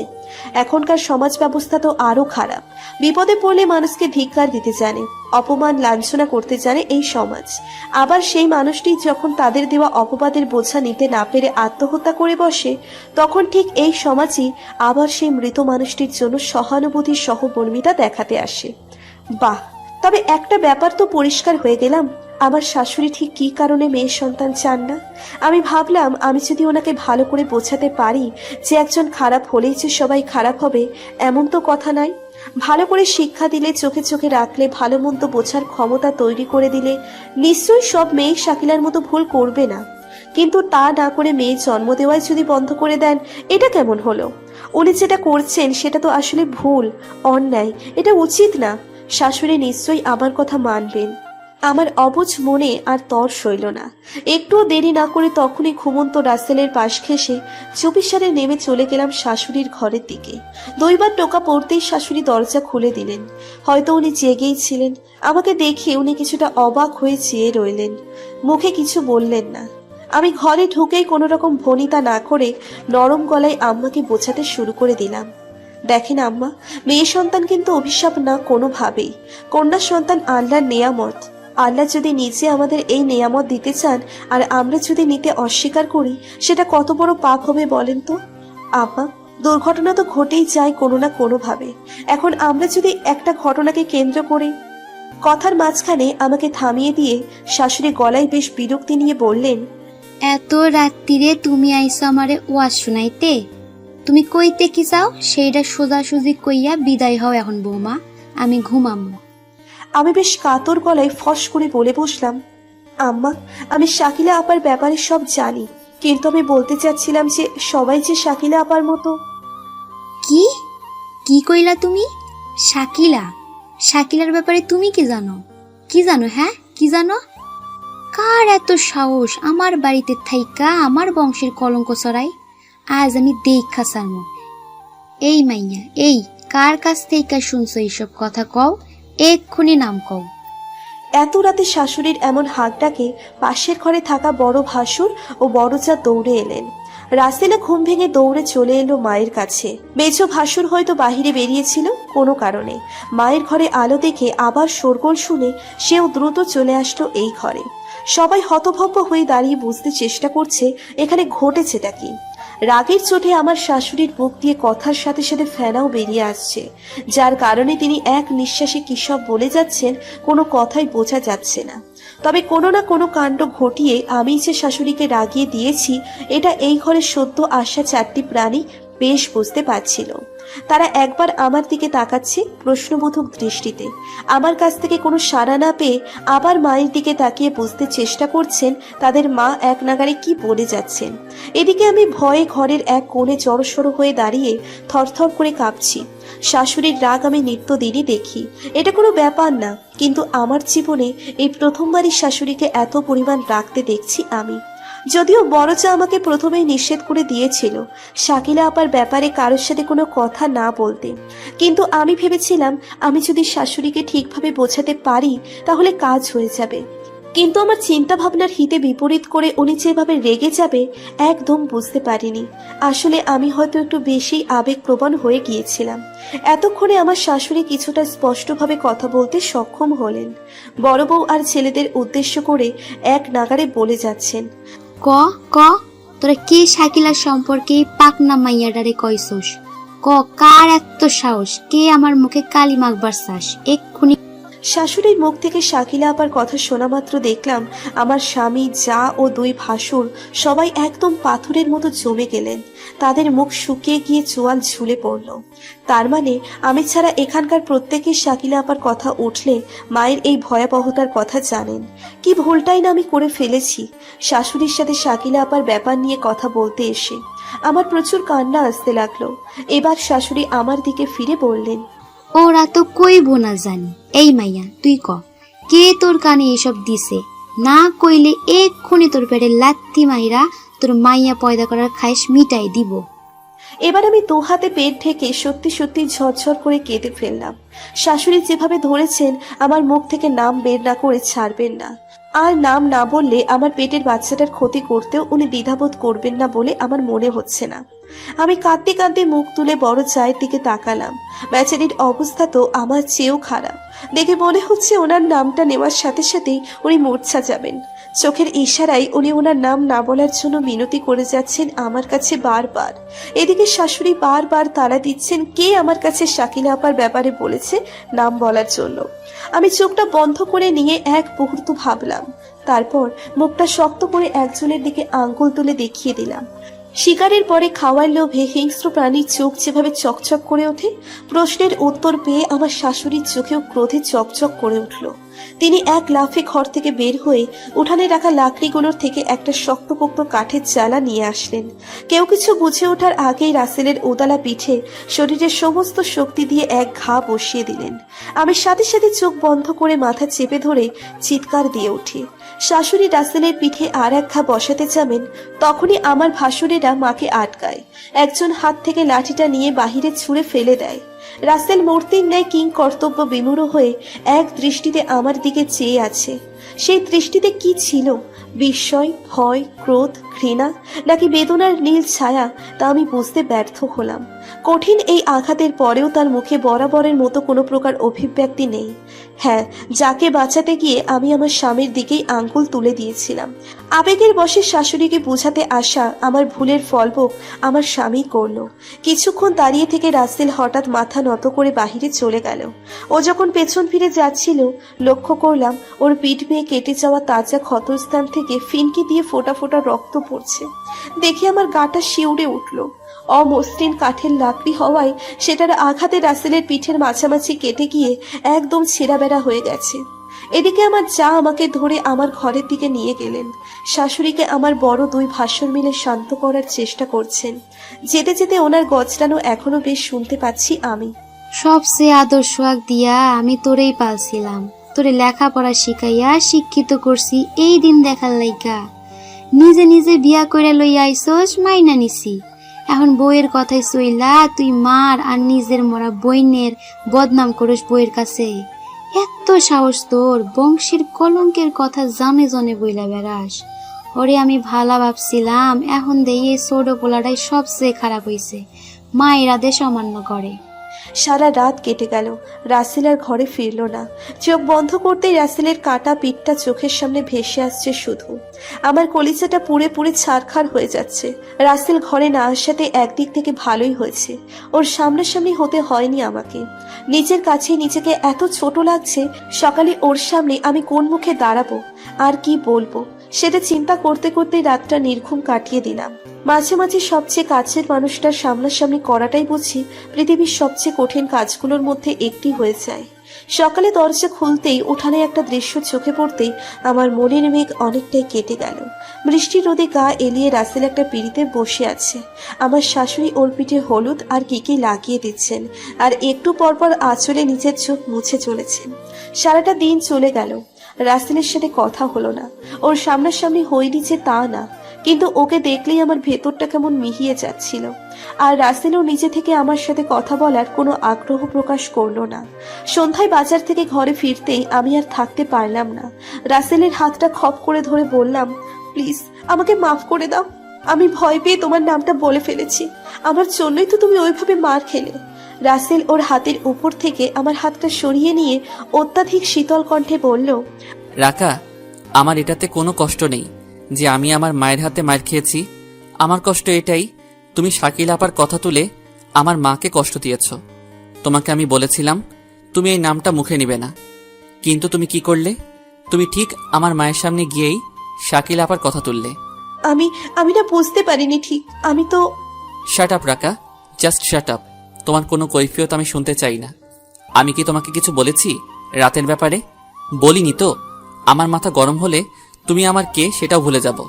তাই ভালো হয় তুমিও চুপ থাকো। রাসেল তার নিচের রাগ আর ধরে রাখতে না পেরে চেঁচিয়ে উঠল আমার উপর। তারপর ঘর থেকে বেরিয়ে গেল। আমি চুপচাপ কাঠ হয়ে দাঁড়িয়ে রইলাম। সত্যি বলতে রাসেলের মা আমার সাথে যেমনই করুক না কেন, রাসেল অন্তত আমার সাথে এই গলায় আগে কখনো কথা বলেনি, কখনো খারাপ ব্যবহারও করেনি। লজ্জায় আমার ইচ্ছে করছে মাটির নিচে ঢুকে যাই। রাতে রাসেল অনেক রাত করে ঘরে আসলো। ঘরের লাইট জ্বালালো না, অন্ধকারে হাতড়ে মেঝেতে পাটি বিছিয়ে বিছানা করে শুয়ে পড়লো। আমি জেগে থেকেও ঘুমের ভান করে খাটের উপরে পড়ে রইলাম। তখনও জানতাম না পরের দিন আমার কপালে কি অপেক্ষা করছে। পরদিন সকাল থেকে দুপুর অবধিও রাসেলের সাথে আমার কোনো কথা হলো না। প্রিয় মানুষটির সাথে একই ঘরে থাকছি, খাচ্ছি, ঘুমাচ্ছি, অথচ কথা বলতে পারছি না। এর চেয়ে কষ্টের হয়তো কিছুই হয় না। কিছু করতে পারুক বা না করুক, এই একটা লোকের কাছেই আমি আমার সমস্ত অভিযোগগুলো পেশ করতাম। এই বাড়িতে আমার আপন বলতে শুধু সেই ছিল, যার কাছে আমার পেটে জমে থাকা সকল কথা শেয়ার করতাম। সে নীরব হয়ে শুনতো শুধু আমার কথা, কখনো বা টুকটাক উত্তর দিত। এখন তার সাথেও কথা বলা যাচ্ছে না, কিন্তু আমার সামনে তো আরো বড় থাকা অপেক্ষা করছিল তখনও। দুপুরবেলায় খেতে বসে সবার সামনেই আম্মা ঘোষণা দিলেন, রাসেল, যত দ্রুত সম্ভব তুই এই মাইয়াটাকে তালাক দিবি। আমি দেখা শুই না ভালা ঘরের মাইয়া আনমো এবার তোর জন্য। মায়ের কথা শুনে রাসেল চমকে উঠে মায়ের দিকে তাকায় একবার, পরক্ষণেই আবার আমার দিকে এক নজর দেখে মাথা নিচু করে ফেলে। তারপর সে আগের মতো নির্লিপ্ত হয়ে ভাতের থালায় ভাত নাড়াচাড়া করতে থাকে। এদিকে শাশুড়ির কথা শুনে আমার বুকের ভেতরটা মোচড় দিয়ে ওঠে। কি বলছেন এটা আমার শাশুড়ি? শেষমেশ কিনা উনি ঘর ভাঙার কথাই চিন্তা করলেন? আমি উত্তেজিত হয়ে বললাম, আম্মা, আপনি এটা কি বললেন? কি দোষ আমার? কি এমন করেছি যে আমাকে তালাকি দিতে হবে? আমার শাশুড়ি মুখটা অন্যদিকে ঘুরিয়ে বললেন, ময় মুরব্বীদের কথা যেসব ছেলে মেয়ে শোনে না, তাদের কপালে এমনই লেখা থাকে। এখনো সময় আছে, আমার কথা মাইনা যাও। বাচ্চাটা পয়দা কইরা হাবুল্লার বউরে দিয়া দাও, তারপর সুখে স্বামী সংসার কইরো। পরের বার যাতে পোলা হয় তার লাইগা আমি কিছু আমল শিখাই দিব, ওইগুলো করলেই হইব। আর যদি কথা না মানো তাইলে তুমি তোমার পথ দেখো, এই বাড়িতে কোনো বেয়াদব মাইয়ার জায়গা নেই। শাশুড়ি চুপ করতেই পাশ থেকে সেজোজা আমার হাতে শক্ত করে একটা চাপ দেয়। তারপর কানের কাছে ফিসফিস করে বলতে থাকে, বইন, আমার কথা মাইনা লও, হুদাই সংসারটা খারাপ কইরো না। সারাটা জীবন তোমার পয়রা রয়েছে সামনে। মাইয়া মাইনসে ডাইভোর্স দিয়ে বাপের বাড়িতে পয়রা থাকলে সমাজ সেটা ভালো চোখে দেখে না। সময় থাকতে নিজের ভালাটা বইচা নাও। আমি এক মুহূর্ত চিন্তা করলাম আমার জায়ের কথাগুলো। ওনার কথায় যুক্তি আছে, কিন্তু যখনই আবার আমার গর্ভে বেড়ে ওঠা বাচ্চাটার কথা চিন্তা করলাম, জন্ম দিয়েই ওকে অন্য কারো করে দিয়ে দিতে হবে, এটা ভাবতেই আমার নিঃশ্বাস বন্ধ হয়ে এলো কষ্টে। না, এই রাজকন্যা পুতুলটা যার সাথে আমি গত 8টা মাস কল্পনায় হেসেছি, খেলেছি, কথা বলেছি, তাকে ছাড়া থাকা আমার অসম্ভব। আমি ভাতের থালাটা একটু দূরে ঠেলে দিয়ে উঠে গেলাম। শাশুড়ির চোখে চোখ রেখে বললাম, আমার বাচ্চা আমারই থাকবে। এতে যদি আপনার ছেলে আমাকে তালাক দেয় তাহলে দিক। আমার কথা শোনা মাত্রই রাসেল ভিমড়ি খেলো, সাথে সাথে ঢকঢক করে এক গ্লাস পানি খেয়ে নিল। সে হয়তো ভাবতেও পারেনি আমি যে আমার সন্তানের ব্যাপারে এতটাই অনড় যে সন্তানের জন্য তাকেও ছাড়তে পারবো। শাশুড়ি তেজের সাথে বললেন, তাহলে রেডি থাইকো, কালকেই তালাকের লাইগা যা যা কাগজপত্র লাগবো সব রেডি হইব। আমি কোনো জবাব না দিয়ে চলে আসলাম সেখান থেকে। রাসেলও একটু পর হন্ততন্ত হয়ে ঘরে এসে ঢুকলো। সে যে অর্ধেক খাবার ফেলে রেখেই চলে এসেছে, হাত ধুয়ে সেটা বেশ বুঝতে পারলাম। রাসেল পা ঝুলিয়ে চৌকির উপর বসে বসে শুধু পা নাড়াচ্ছে। সে যখন খুব অস্থির হয়ে যায় তখনই এই কাজটা করে, ইচ্ছে মতো পা নাড়ায় কিংবা দাঁত দিয়ে নিচের ঠোঁট চেপে ধরে রাখে। আমি বুঝতে পারছি আমার সিদ্ধান্ত শুনে রাসেল বেশ অস্থির হয়ে গেছে, কিন্তু নিচের থেকে আমার সাথে কথা বলতেও নারাজ। তাই রাসেলের পাশে বসে আগে আমি শুরু করলাম। কণ্ঠে এক রাশ অভিমান নিয়ে প্রশ্ন করলাম, তুমি কি সত্যি আমাকে তালাক দিবে? রাসেল পা নাড়ানোর গতি আরো বেড়ে গেল। তার দৃষ্টি মেঝের দিকে। একটু পর আচমকাই আমার দিকে ঘুরে তাকালো। তার চোখ ছলছল করছে। রাসেল উঠে আমার সামনে এসে মেঝেতে হাঁটু গেড়ে দাঁড়িয়ে আমার কোলে মুখ গুজে ঝরঝর করে কেঁদে ফেললো। রাসেলের এহেন কাণ্ডে আমি একদম থতমত খেয়ে গেলাম। তবে ওর কান্না থামানোর কোনো চেষ্টাই করলাম না আমি। মাঝে মাঝে মানুষকে কাঁদতে দিতে হয়, কাঁদলে বুকে জমে থাকা কষ্ট অনেকটা হালকা হয়। আমি ওর মাথায় আলতো করে হাত বুলিয়ে দিতে লাগলাম। একটু পর রাসেল একটু শান্ত হয়ে মুখ তুলে তাকালো আমার দিকে। গায়ের রং ফর্সা হওয়াতে অল্প কান্নাতেই ওর চোখ নাক একদম লাল হয়ে করেছে। ওর দিকে তাকিয়ে ওর জন্য আমার এত মায়া লাগলো যে আরেকটু কাছে এগিয়ে কিছুটা ঝুঁকে রাসেলের মাথাটা আমার বুকের সাথে চেপে ধরে চোখ বন্ধ করে রইলাম।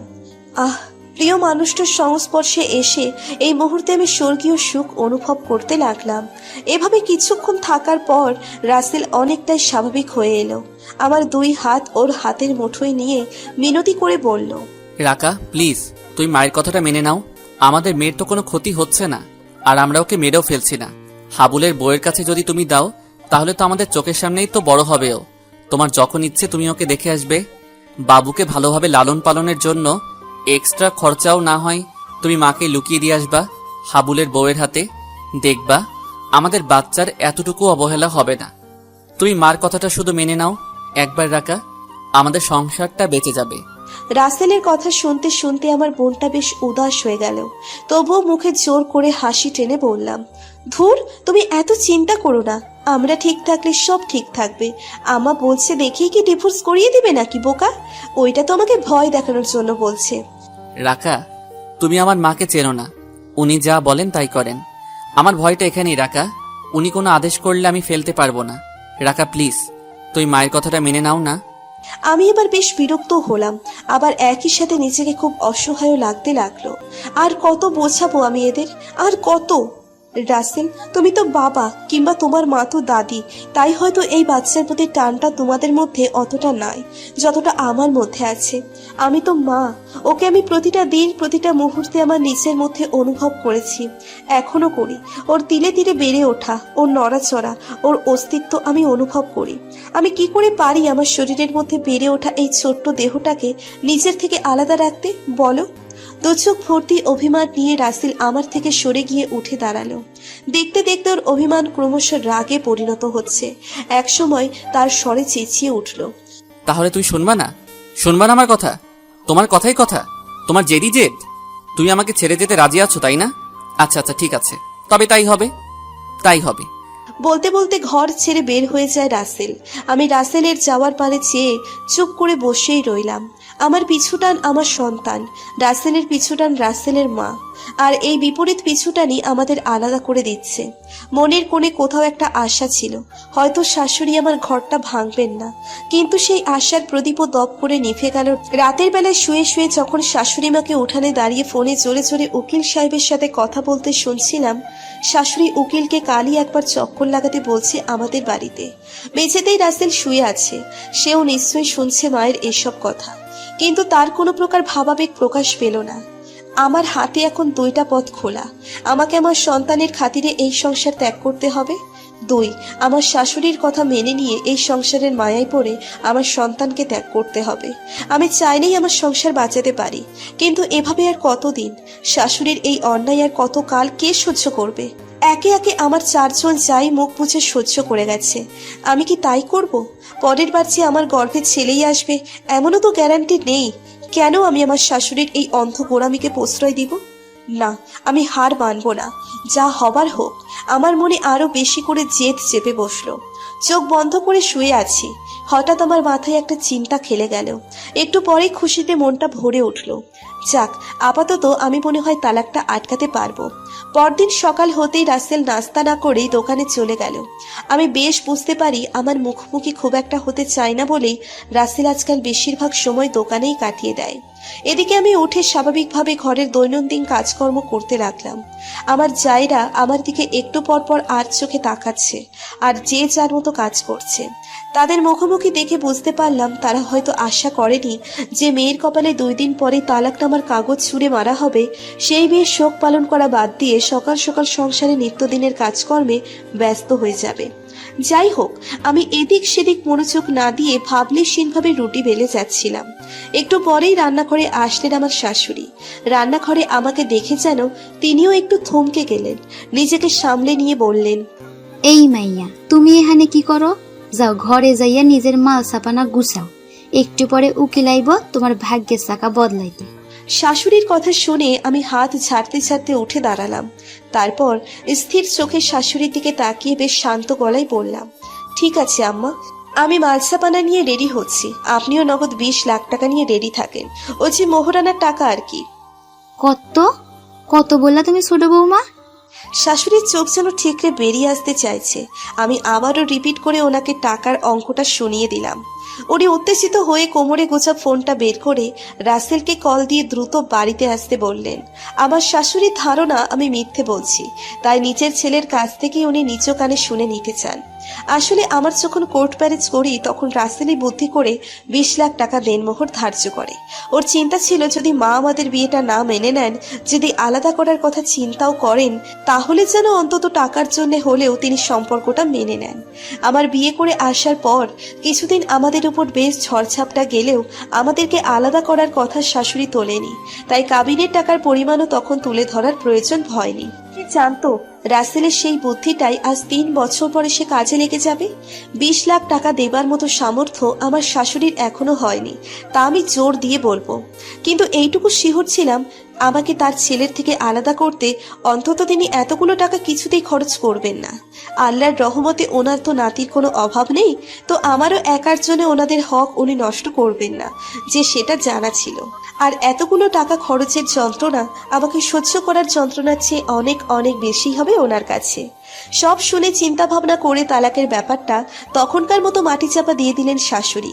উকিলকে ফোন করে আসতে নিষেধ করলেন, বললেন বোঝাপড়া হয়ে গেছে স্বামী স্ত্রীর মধ্যে।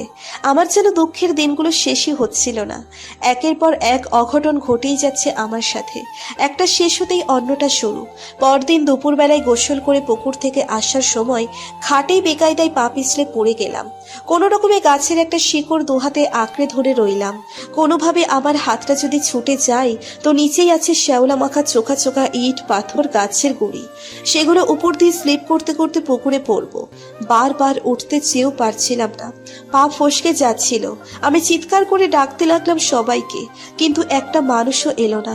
পুকুরটা ভিতরে বাড়ি থেকে একটু দূরেই, কিন্তু এত জোরে চিৎকার করে ডাকছিলাম যে শুনতে না পাওয়ারও কথা না। বিশেষ করে আমার শাশুড়ির ঘরটা সবচেয়ে প্রথমে, ওরা নিশ্চয়ই শুনতে পাওয়ার কথা আমার চিৎকার, কিন্তু আফসোস কেউই আসলো না আমাকে বাঁচাতে। এদিকে পেটের মধ্যে চাপ পড়ায় প্রচন্ড ব্যথাও লাগছিল। গাছের শিকড় ধরে রাখতে রাখতে আমার হাত ব্যথায় অবশ হয়ে কাঁপতে শুরু করলো, যে কোনো সময় হাতটা ছুটে যেতে পারে। ভয়ে আমি চোখ বন্ধ করে নিলাম। আল্লাহ, আমার সন্তানটার যেন কিচ্ছু না হয়। আর পারলাম না, একসময় হাতটা ছুটেই গেল আমার, আর সাথে সাথেই অনুভব করলাম একটা পুরুষালী হাত আমার ছুটে যাওয়া হাতটাকে তৎপরতার সাথে শক্ত করে আঁকড়ে ধরেছে, তারপর টেনে উপরে তুলে আনলো। আমি বুক ভরে বড় করে একটা শ্বাস নিয়ে ভয়ে ভয়ে চোখ খুলে তাকালাম। রাসেল এই পথ দিয়ে দোকান থেকে বাড়ি ফিরছিল দুপুরের ভাত খেতে। হঠাৎই আওয়াজ শুনতে পেয়ে এই দিকটায় এসে আমাকে এই অবস্থায় দেখতে পেয়ে তাড়াতাড়ি ধরে উঠায়। চোখ খুলতেই দেখলাম রাসেল ভয়ার্থ দৃষ্টিতে আমার দিকে চেয়ে আছে। চোখে চোখ রেখে গলার স্বর যথেষ্ট কঠিন করে বলল, সাবধানে চলাফেরা করতে পারো না? কে বলেছে এই ভর দুপুরে তোমাকে এখানে আসতে? গোসল করতে পুকুরে আসতে হবে কেন? যদি কিছু একটা হয়ে যেত? কোথাও লেগেছে? ডাক্তারের কাছে নিয়ে যেতে হবে। আমি এতক্ষণে নিজেকে সামলে নিয়েছি কিছুটা, তবে এখনো হাত পা কাঁপছে অনেকটা। রাসেল 2 হাত দিয়ে শক্ত করে আমার বাহু ধরে রেখেছে। আমি ওর হাত ছাড়াতে চেষ্টা করতেই ও আরো শক্ত করেই চাপ দিয়ে ধরল। উফ, ছাড়ো তো। আরে আমি ঠিক আছি এখন, কিন্তু তুমি আরেকটু দেরি করে এলেই যে কি হতো। তবে আমার বা আমার বাচ্চার কিছু হলে তাতে তোমার কি? তুমি তো আরো খুশি। তুমি তো আমাকে ডিভোর্স দিয়ে নতুন বউ ঘরে আনার জন্য তৈরি। চুপ, একদম চুপ। রাসেল আমাকে আচমকা কোলে তুলে বাড়ির দিকে হাঁটা শুরু করলো। আরে আরে করছো কি? নামাও রাসেল, সবাই দেখবে তো। রাসেলের মধ্যে কোনো রকম ভাবান্তর দেখা গেল না, আমাকে কোলে নিয়ে ঢুকে গেল ভেতর বাড়িতে। আমার শাশুড়ি উঠানে দাঁড়িয়ে মুরগিকে খাবার দিচ্ছিলেন। কারো আসার শব্দে পেছন ফিরে তাকিয়েই রাসেলের কোলে আমাকে দেখে যেন ভূত দেখার মতো চমকে উঠলেন। তিনি হয়তো কল্পনাও করতে পারেননি ওনার আর আমার সম্পর্কের এই টানাপোড়েনের মাঝে ওনার ছেলে ওনারই সামনে আমার প্রতি এমন দরদ দেখাচ্ছে। তবে মনের ভাব মুখে প্রকাশ করলেন না তিনি। কিছুটা চিন্তিত হওয়ার ভান করে প্রশ্ন করলেন, কি রে, ছোট বৌমার কি হয়েছে? কি আর হবে, অসাবধান থাকলে যা হয় আর কি। পড়ে গেছিল পা পিছলে। রাসেল আমাকে ঘরে এনে শুইয়ে দিতেই আমি ওর হাতটা ধরে বললাম, রাসেল, আম্মা কিন্তু উঠোনেই ছিল। আমি কত করে জোরে জোরে ডেকেছি, কিন্তু একজনও আসলো না। আমার তো শোনার কথা ছিল। বলতে কি চাও তুমি? সোজা বললেই তো পারো। তুমি বলতে চাইছো তোমার ডাক শুনেও মা যায়নি তোমাকে ধরতে? এটাই বলতে চাও? ঠিক এরকম বোঝাতে চাইছি না রাসেল, কিন্তু তো কি রকম? শুনো, আমার মার আর তোমার সম্পর্ক প্রথম থেকে ভালো না তা আমি জানি, কিন্তু তাই বলে যখন যা খুশি নিজের মন গড়া কথা বানাই বলতে হবে না। তুমি যেমন বেকায়দায় পড়তে যাচ্ছিলে, ওইভাবে পড়লে তোমার বাচ্চার তো কি, তোমার জীবনও রিস্কে পড়ে যেত। আর তুমি বলতে চাইছো মা সব দেখেও ইচ্ছে করেই তোমাকে বাঁচাতে আসেনি? আমার মাকে ভালো না লাগলে তুমি দূরে থাকো, কিন্তু প্লিজ উল্টাপাল্টা বলে আমার কান ভারী করতে এসো না। এতে তোমার প্রতি আমার যে সম্মান বোধ আছে ওইটাও চলে যাবে। রাসেল দ্রুত পায়ে বের হয়ে গেল ঘর থেকে। ধুর, আমারই উচিত হয়নি এই সময় এই কথা বলা। একে তো ও মায়ের প্রতি অনেক দুর্বল, আবার হচ্ছে মাত্রই বাহির থেকে এসেছে। ধ্যাত, দিলাম তো রাগিয়ে। রাসেল ভাত না খেয়েই চলে গেল আবার দোকানে।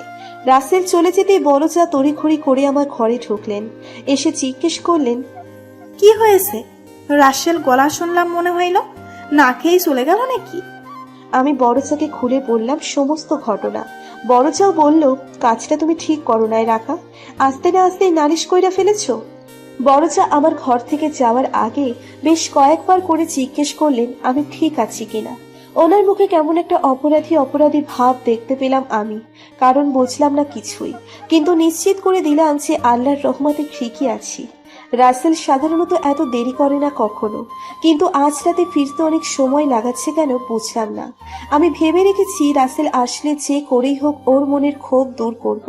যা হওয়ার তো হয়েছে, মনে যত রাগ থাকবে সম্পর্কে তত দূরত্ব সৃষ্টি হবে। অনেক রাত পর্যন্ত রাসেলের জন্য অপেক্ষা করতে করতে কখন ঘুমিয়ে গিয়েছি খেয়াল নেই। পরদিন সকালে ঘুম ভাঙতেই দেখি রাসেল নতুন প্যান্ট শার্ট পরে কোথাও যাওয়ার জন্য রেডি হচ্ছে। আমি আশ্চর্য হয়ে ঘুম চড়ানো কণ্ঠে প্রশ্ন করলাম, কোথাও যাবে নাকি? রাসেল আমার দিকে না তাকিয়েই নির্লিপ্তভাবে ছোট্ট করে জবাব দিল, কাজ আছে। ও, রাতে কখন এসেছিলে? অনেক রাত করে ফিরেছো নিশ্চয়ই। কাজ ছিল। তুমি কি আমার উপর রেগে আছো? না তো। তাহলে আমার দিকে একবারও তাকাচ্ছ না কেন? পুরাতন হয়ে গেছি নাকি? রাসেল কোনো জবাব দিল না। আমার দিকে এক পলক তাকিয়ে বিছানার কোণা থেকে মানিব্যাগটা পকেটে পুরে দরজার দিকে পা বাড়ালো। সকাল সকাল মনটাই খারাপ হয়ে গেল। রাসেলও আজকাল আমার সাথে ভালোভাবে কথা বলতে চাইছে না। আমি কি এতই খারাপ? আবার শুয়ে পড়লাম, একদম উঠতে ইচ্ছে করছে না। বিকেলে আমার শাশুড়ি দেখি নতুন কাপড় পরে বেশ তৈরি হয়ে কোথাও যাচ্ছেন, সাথে আমার বড় জায়ের ছোট ছেলেটাও যাচ্ছে, ওর দুহাত ভর্তি মিষ্টির প্যাকেট। শাশুড়ি বাড়ির বাইরে চলে যেতেই আমি সেজোজাকে জিজ্ঞেস করলাম, আম্মা কোথায় গেল ভাবি? সেজোজা কিছু একটা বলতে গিয়েও থেমে গেল, আমার দিকে চেয়ে কেমন ইতস্তত করতে লাগলো। কি হলো, আম্মা কোথায় যাচ্ছে জানেন না? জানে তো। তো বলেন না কেন? পাশের এলাকাতেই যাইতাছে রাসেলের বিয়ার পাকা কথা কইতে। সকালে গিয়া মাইয়া পছন্দ করে আইছে, আর এখন গিয়া ডেট ফাইনাল করে আসবে। কথাগুলো ঝটপট বলে মেজুচা দ্রুত নিচের ঘরে চলে গিয়ে যেন পালিয়ে বাঁচলেন, আর আমি কাঠ হয়ে ঠাই দাঁড়িয়ে রইলাম সেখানেই। আমি ভেবেছিলাম তালাক আটকে যাওয়া পর্যন্তই ঘটনার সমাপ্তি হয়তো, কিন্তু আমার শাশুড়ি তো হার মানার পাত্রী নয়। তালাক দেওয়াতে পারেনি তাতে কি, ছেলের দ্বিতীয় বিয়ে তো করাতে পারবে। এক্ষেত্রে প্রথম স্ত্রীর অনুমতি পর্যন্ত নেওয়ার প্রয়োজন নেই তাদের। রাসেল কি জানে এই কথা? হঠাৎই মনে হলো সকালেই তো দেখলাম রাসেল বেশ তৈরি হয়ে বেরিয়ে গেল। তার মানে কি রাসেলও গিয়েছিল নিজের বিয়ের পাত্রী দেখতে? আমি দু চোখে অন্ধকার দেখতে লাগলাম, কান্নাগুলো দলা পাকিয়ে গলার কাছে জড়ো হচ্ছে। হয়তো আমি টাল সামলাতে না পেরে সেখানে পড়ে যাচ্ছিলাম। বড় চা দেখতে পেয়ে দৌড়ে এসে আমাকে ধরে ঘরে এনে শুইয়ে দিল। আমি প্রচুর কান্না করলাম বড় চাকে জড়িয়ে ধরে। তিনি আমাকে অনেকভাবে শান্ত করতে চেষ্টা করলেন, কিন্তু আমার কানে তখন কোনো কথাই ঢুকছিল না। সারাটা বিকাল কান্না করে করে সন্ধ্যার দিকে একটু তন্ত্রার মতো চলে আসছিল। শাশুড়ির উচ্চস্বরের কথাবার্তা শুনে জেগে উঠে বসলাম। জানালাটা অল্প একটু ফাঁক করে উঠানে তাকাতেই দেখলাম আমার শাশুড়ি পান খেয়ে ঠোঁট লাল করে খুশিতে বিগলিত কণ্ঠে আমার জায়েদের সাথে মেয়ের বাড়িতে তাদের কতটা আদর আপ্যায়ন করেছে তা নিয়ে গল্প করছেন। আমি জানালাটা লাগিয়ে দিলাম। আমার আবারও চাপা কষ্টে বুক ঠেলে কান্না পেতে লাগলো।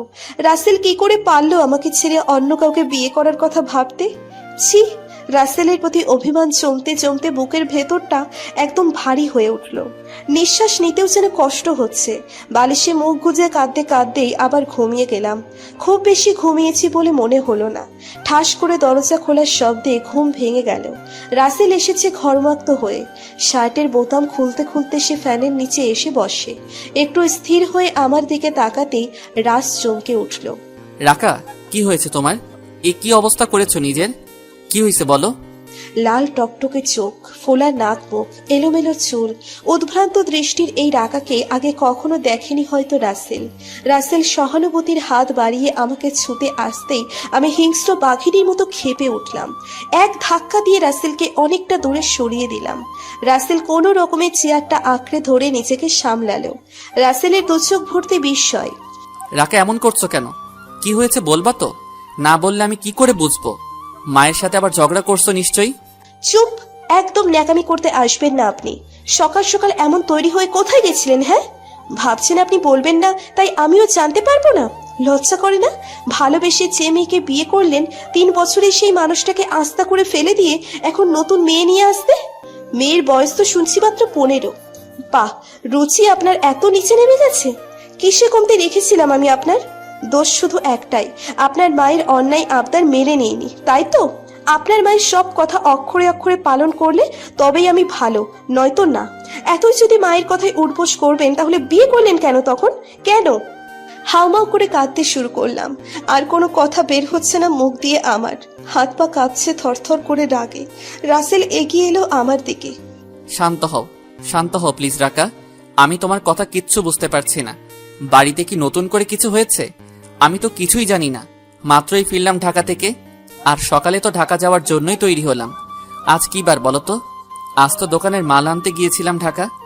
মিথ্যে কথা আর বলতে হবে না, সরে যান, এখান থেকে যান। এক বিন্দু বিশ্বাস করতে ইচ্ছে করলো না রাসেলের কথা আমার। ধাক্কাতে ধাক্কাতে ওকে ঘর থেকে বের করে দরজায় ছিটকিনি দিয়ে দিলাম ভেতর থেকে।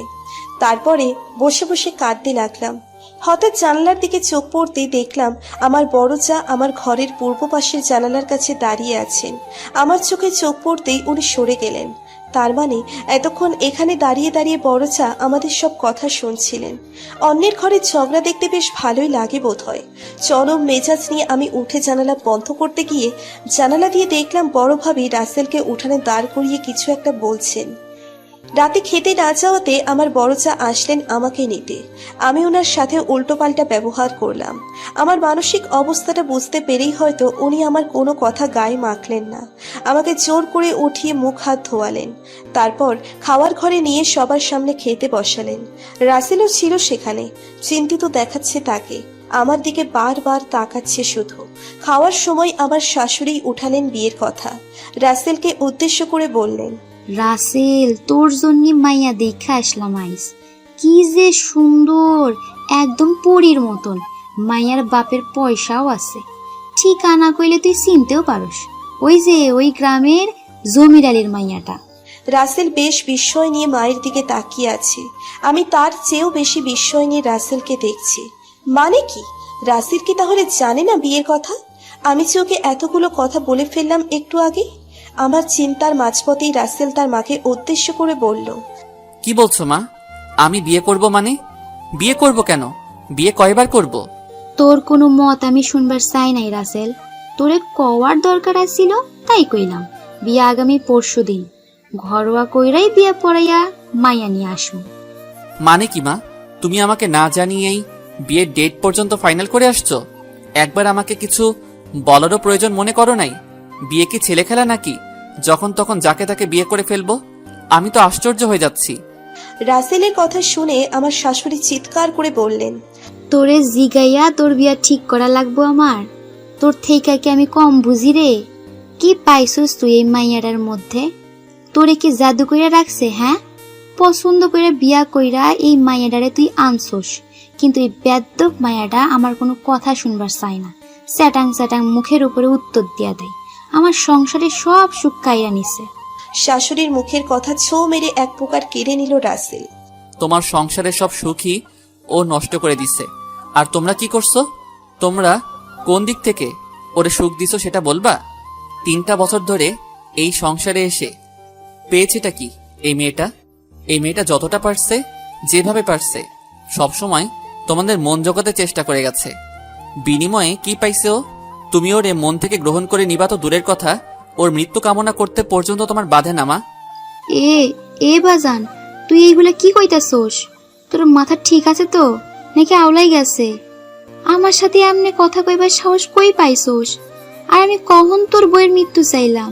কেন, কাল যে রাকা পুকুর পাড়ে পড়ে গিয়ে চেঁচিয়ে তোমাদের ডাকছে, শুনতে পাওনি তুমি? শুনতে পেয়েও গেছিলা একবার ওরে সেভ করতে। ও যদি সেখান থেকে পিছলে পড়তো, ওর কি হাল হতো খুব ভালো করেই জানতা তুমি মা। কি কছে এগুলা? কখন ডাকলো আমারে? আমি তো শুনবার পাই নাই। মা, সব ভালো লাগে, কিন্তু মিথ্যা কথা ভালো লাগে না। মিথ্যা কথা বলে আমার যে সম্মান বোধটুকু তোমার জন্য আছে, ওইটা কখনো নষ্ট হতে দিও না প্লিজ। আমি জানি তুমি রাকার ডাক শুনছো, গিয়ে একবার উকি দিয়ে রাকার অবস্থাটাও তুমি দেখে আসছো, তবুও তুমি নিজে তো এগিয়ে যাওনি উদ্ধার করতে, উল্টো বড় ভাবি কেউ যাইতে বাধা দিছ। মা, আমি তোমার কাছ থেকে এটা একদম আশা করি নাই। রাকা আমাকে বলছিল কাল রাকার ডাক তুমি শুনতে পাইছো, কিন্তু আমি রাকাকে উল্টো ধমক দিয়ে থামিয়ে দিয়েছিলাম, কারণ আমার মার প্রতি আমার এইটুকু বিশ্বাস ছিল। আর যাই হোক, শত্রু যদি বিপদে পড়ে, তাহলেও আমার মা এগিয়ে যাবে বিপদ থেকে তাকে রক্ষা করতে। আর এটা তো তোমার ছেলের বউ ছিল মা, তোমার ছেলের সন্তানের মা ছিল। কিন্তু আজ বড় ভাবির কাছ থেকে ওই কথাটা শুনে বুঝতে পারলাম আমার মা আর সেই মা নাই। আমার মা কেমন যেন পরিবর্তন হয়ে গেছে। রাসেলের গলা কেঁপে ওঠে। সে অন্যদিকে মুখ ফিরিয়ে নেয় কান্না লুকাতে। ঘরের প্রত্যেকটি মানুষ স্তব্ধ হয়ে আছে। আমি নিজেও থ হয়ে গেছি আজ রাসেলের কথা শুনে। এর আগে কখনো দেখিনি এভাবে মুখ ফুটে কথা বলতে ওকে।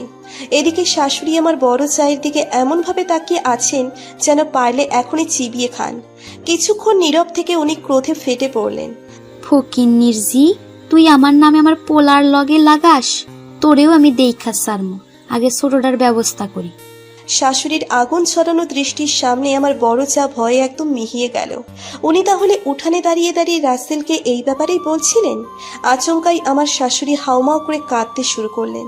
কাঁদতে কাঁদতে উঠে গিয়ে রাসেলের হাতটা নিচের মাথার উপর রেখে বললেন, তোরে আমার কসম দিলাম রাসেল, বিয়াটা তুই করবি।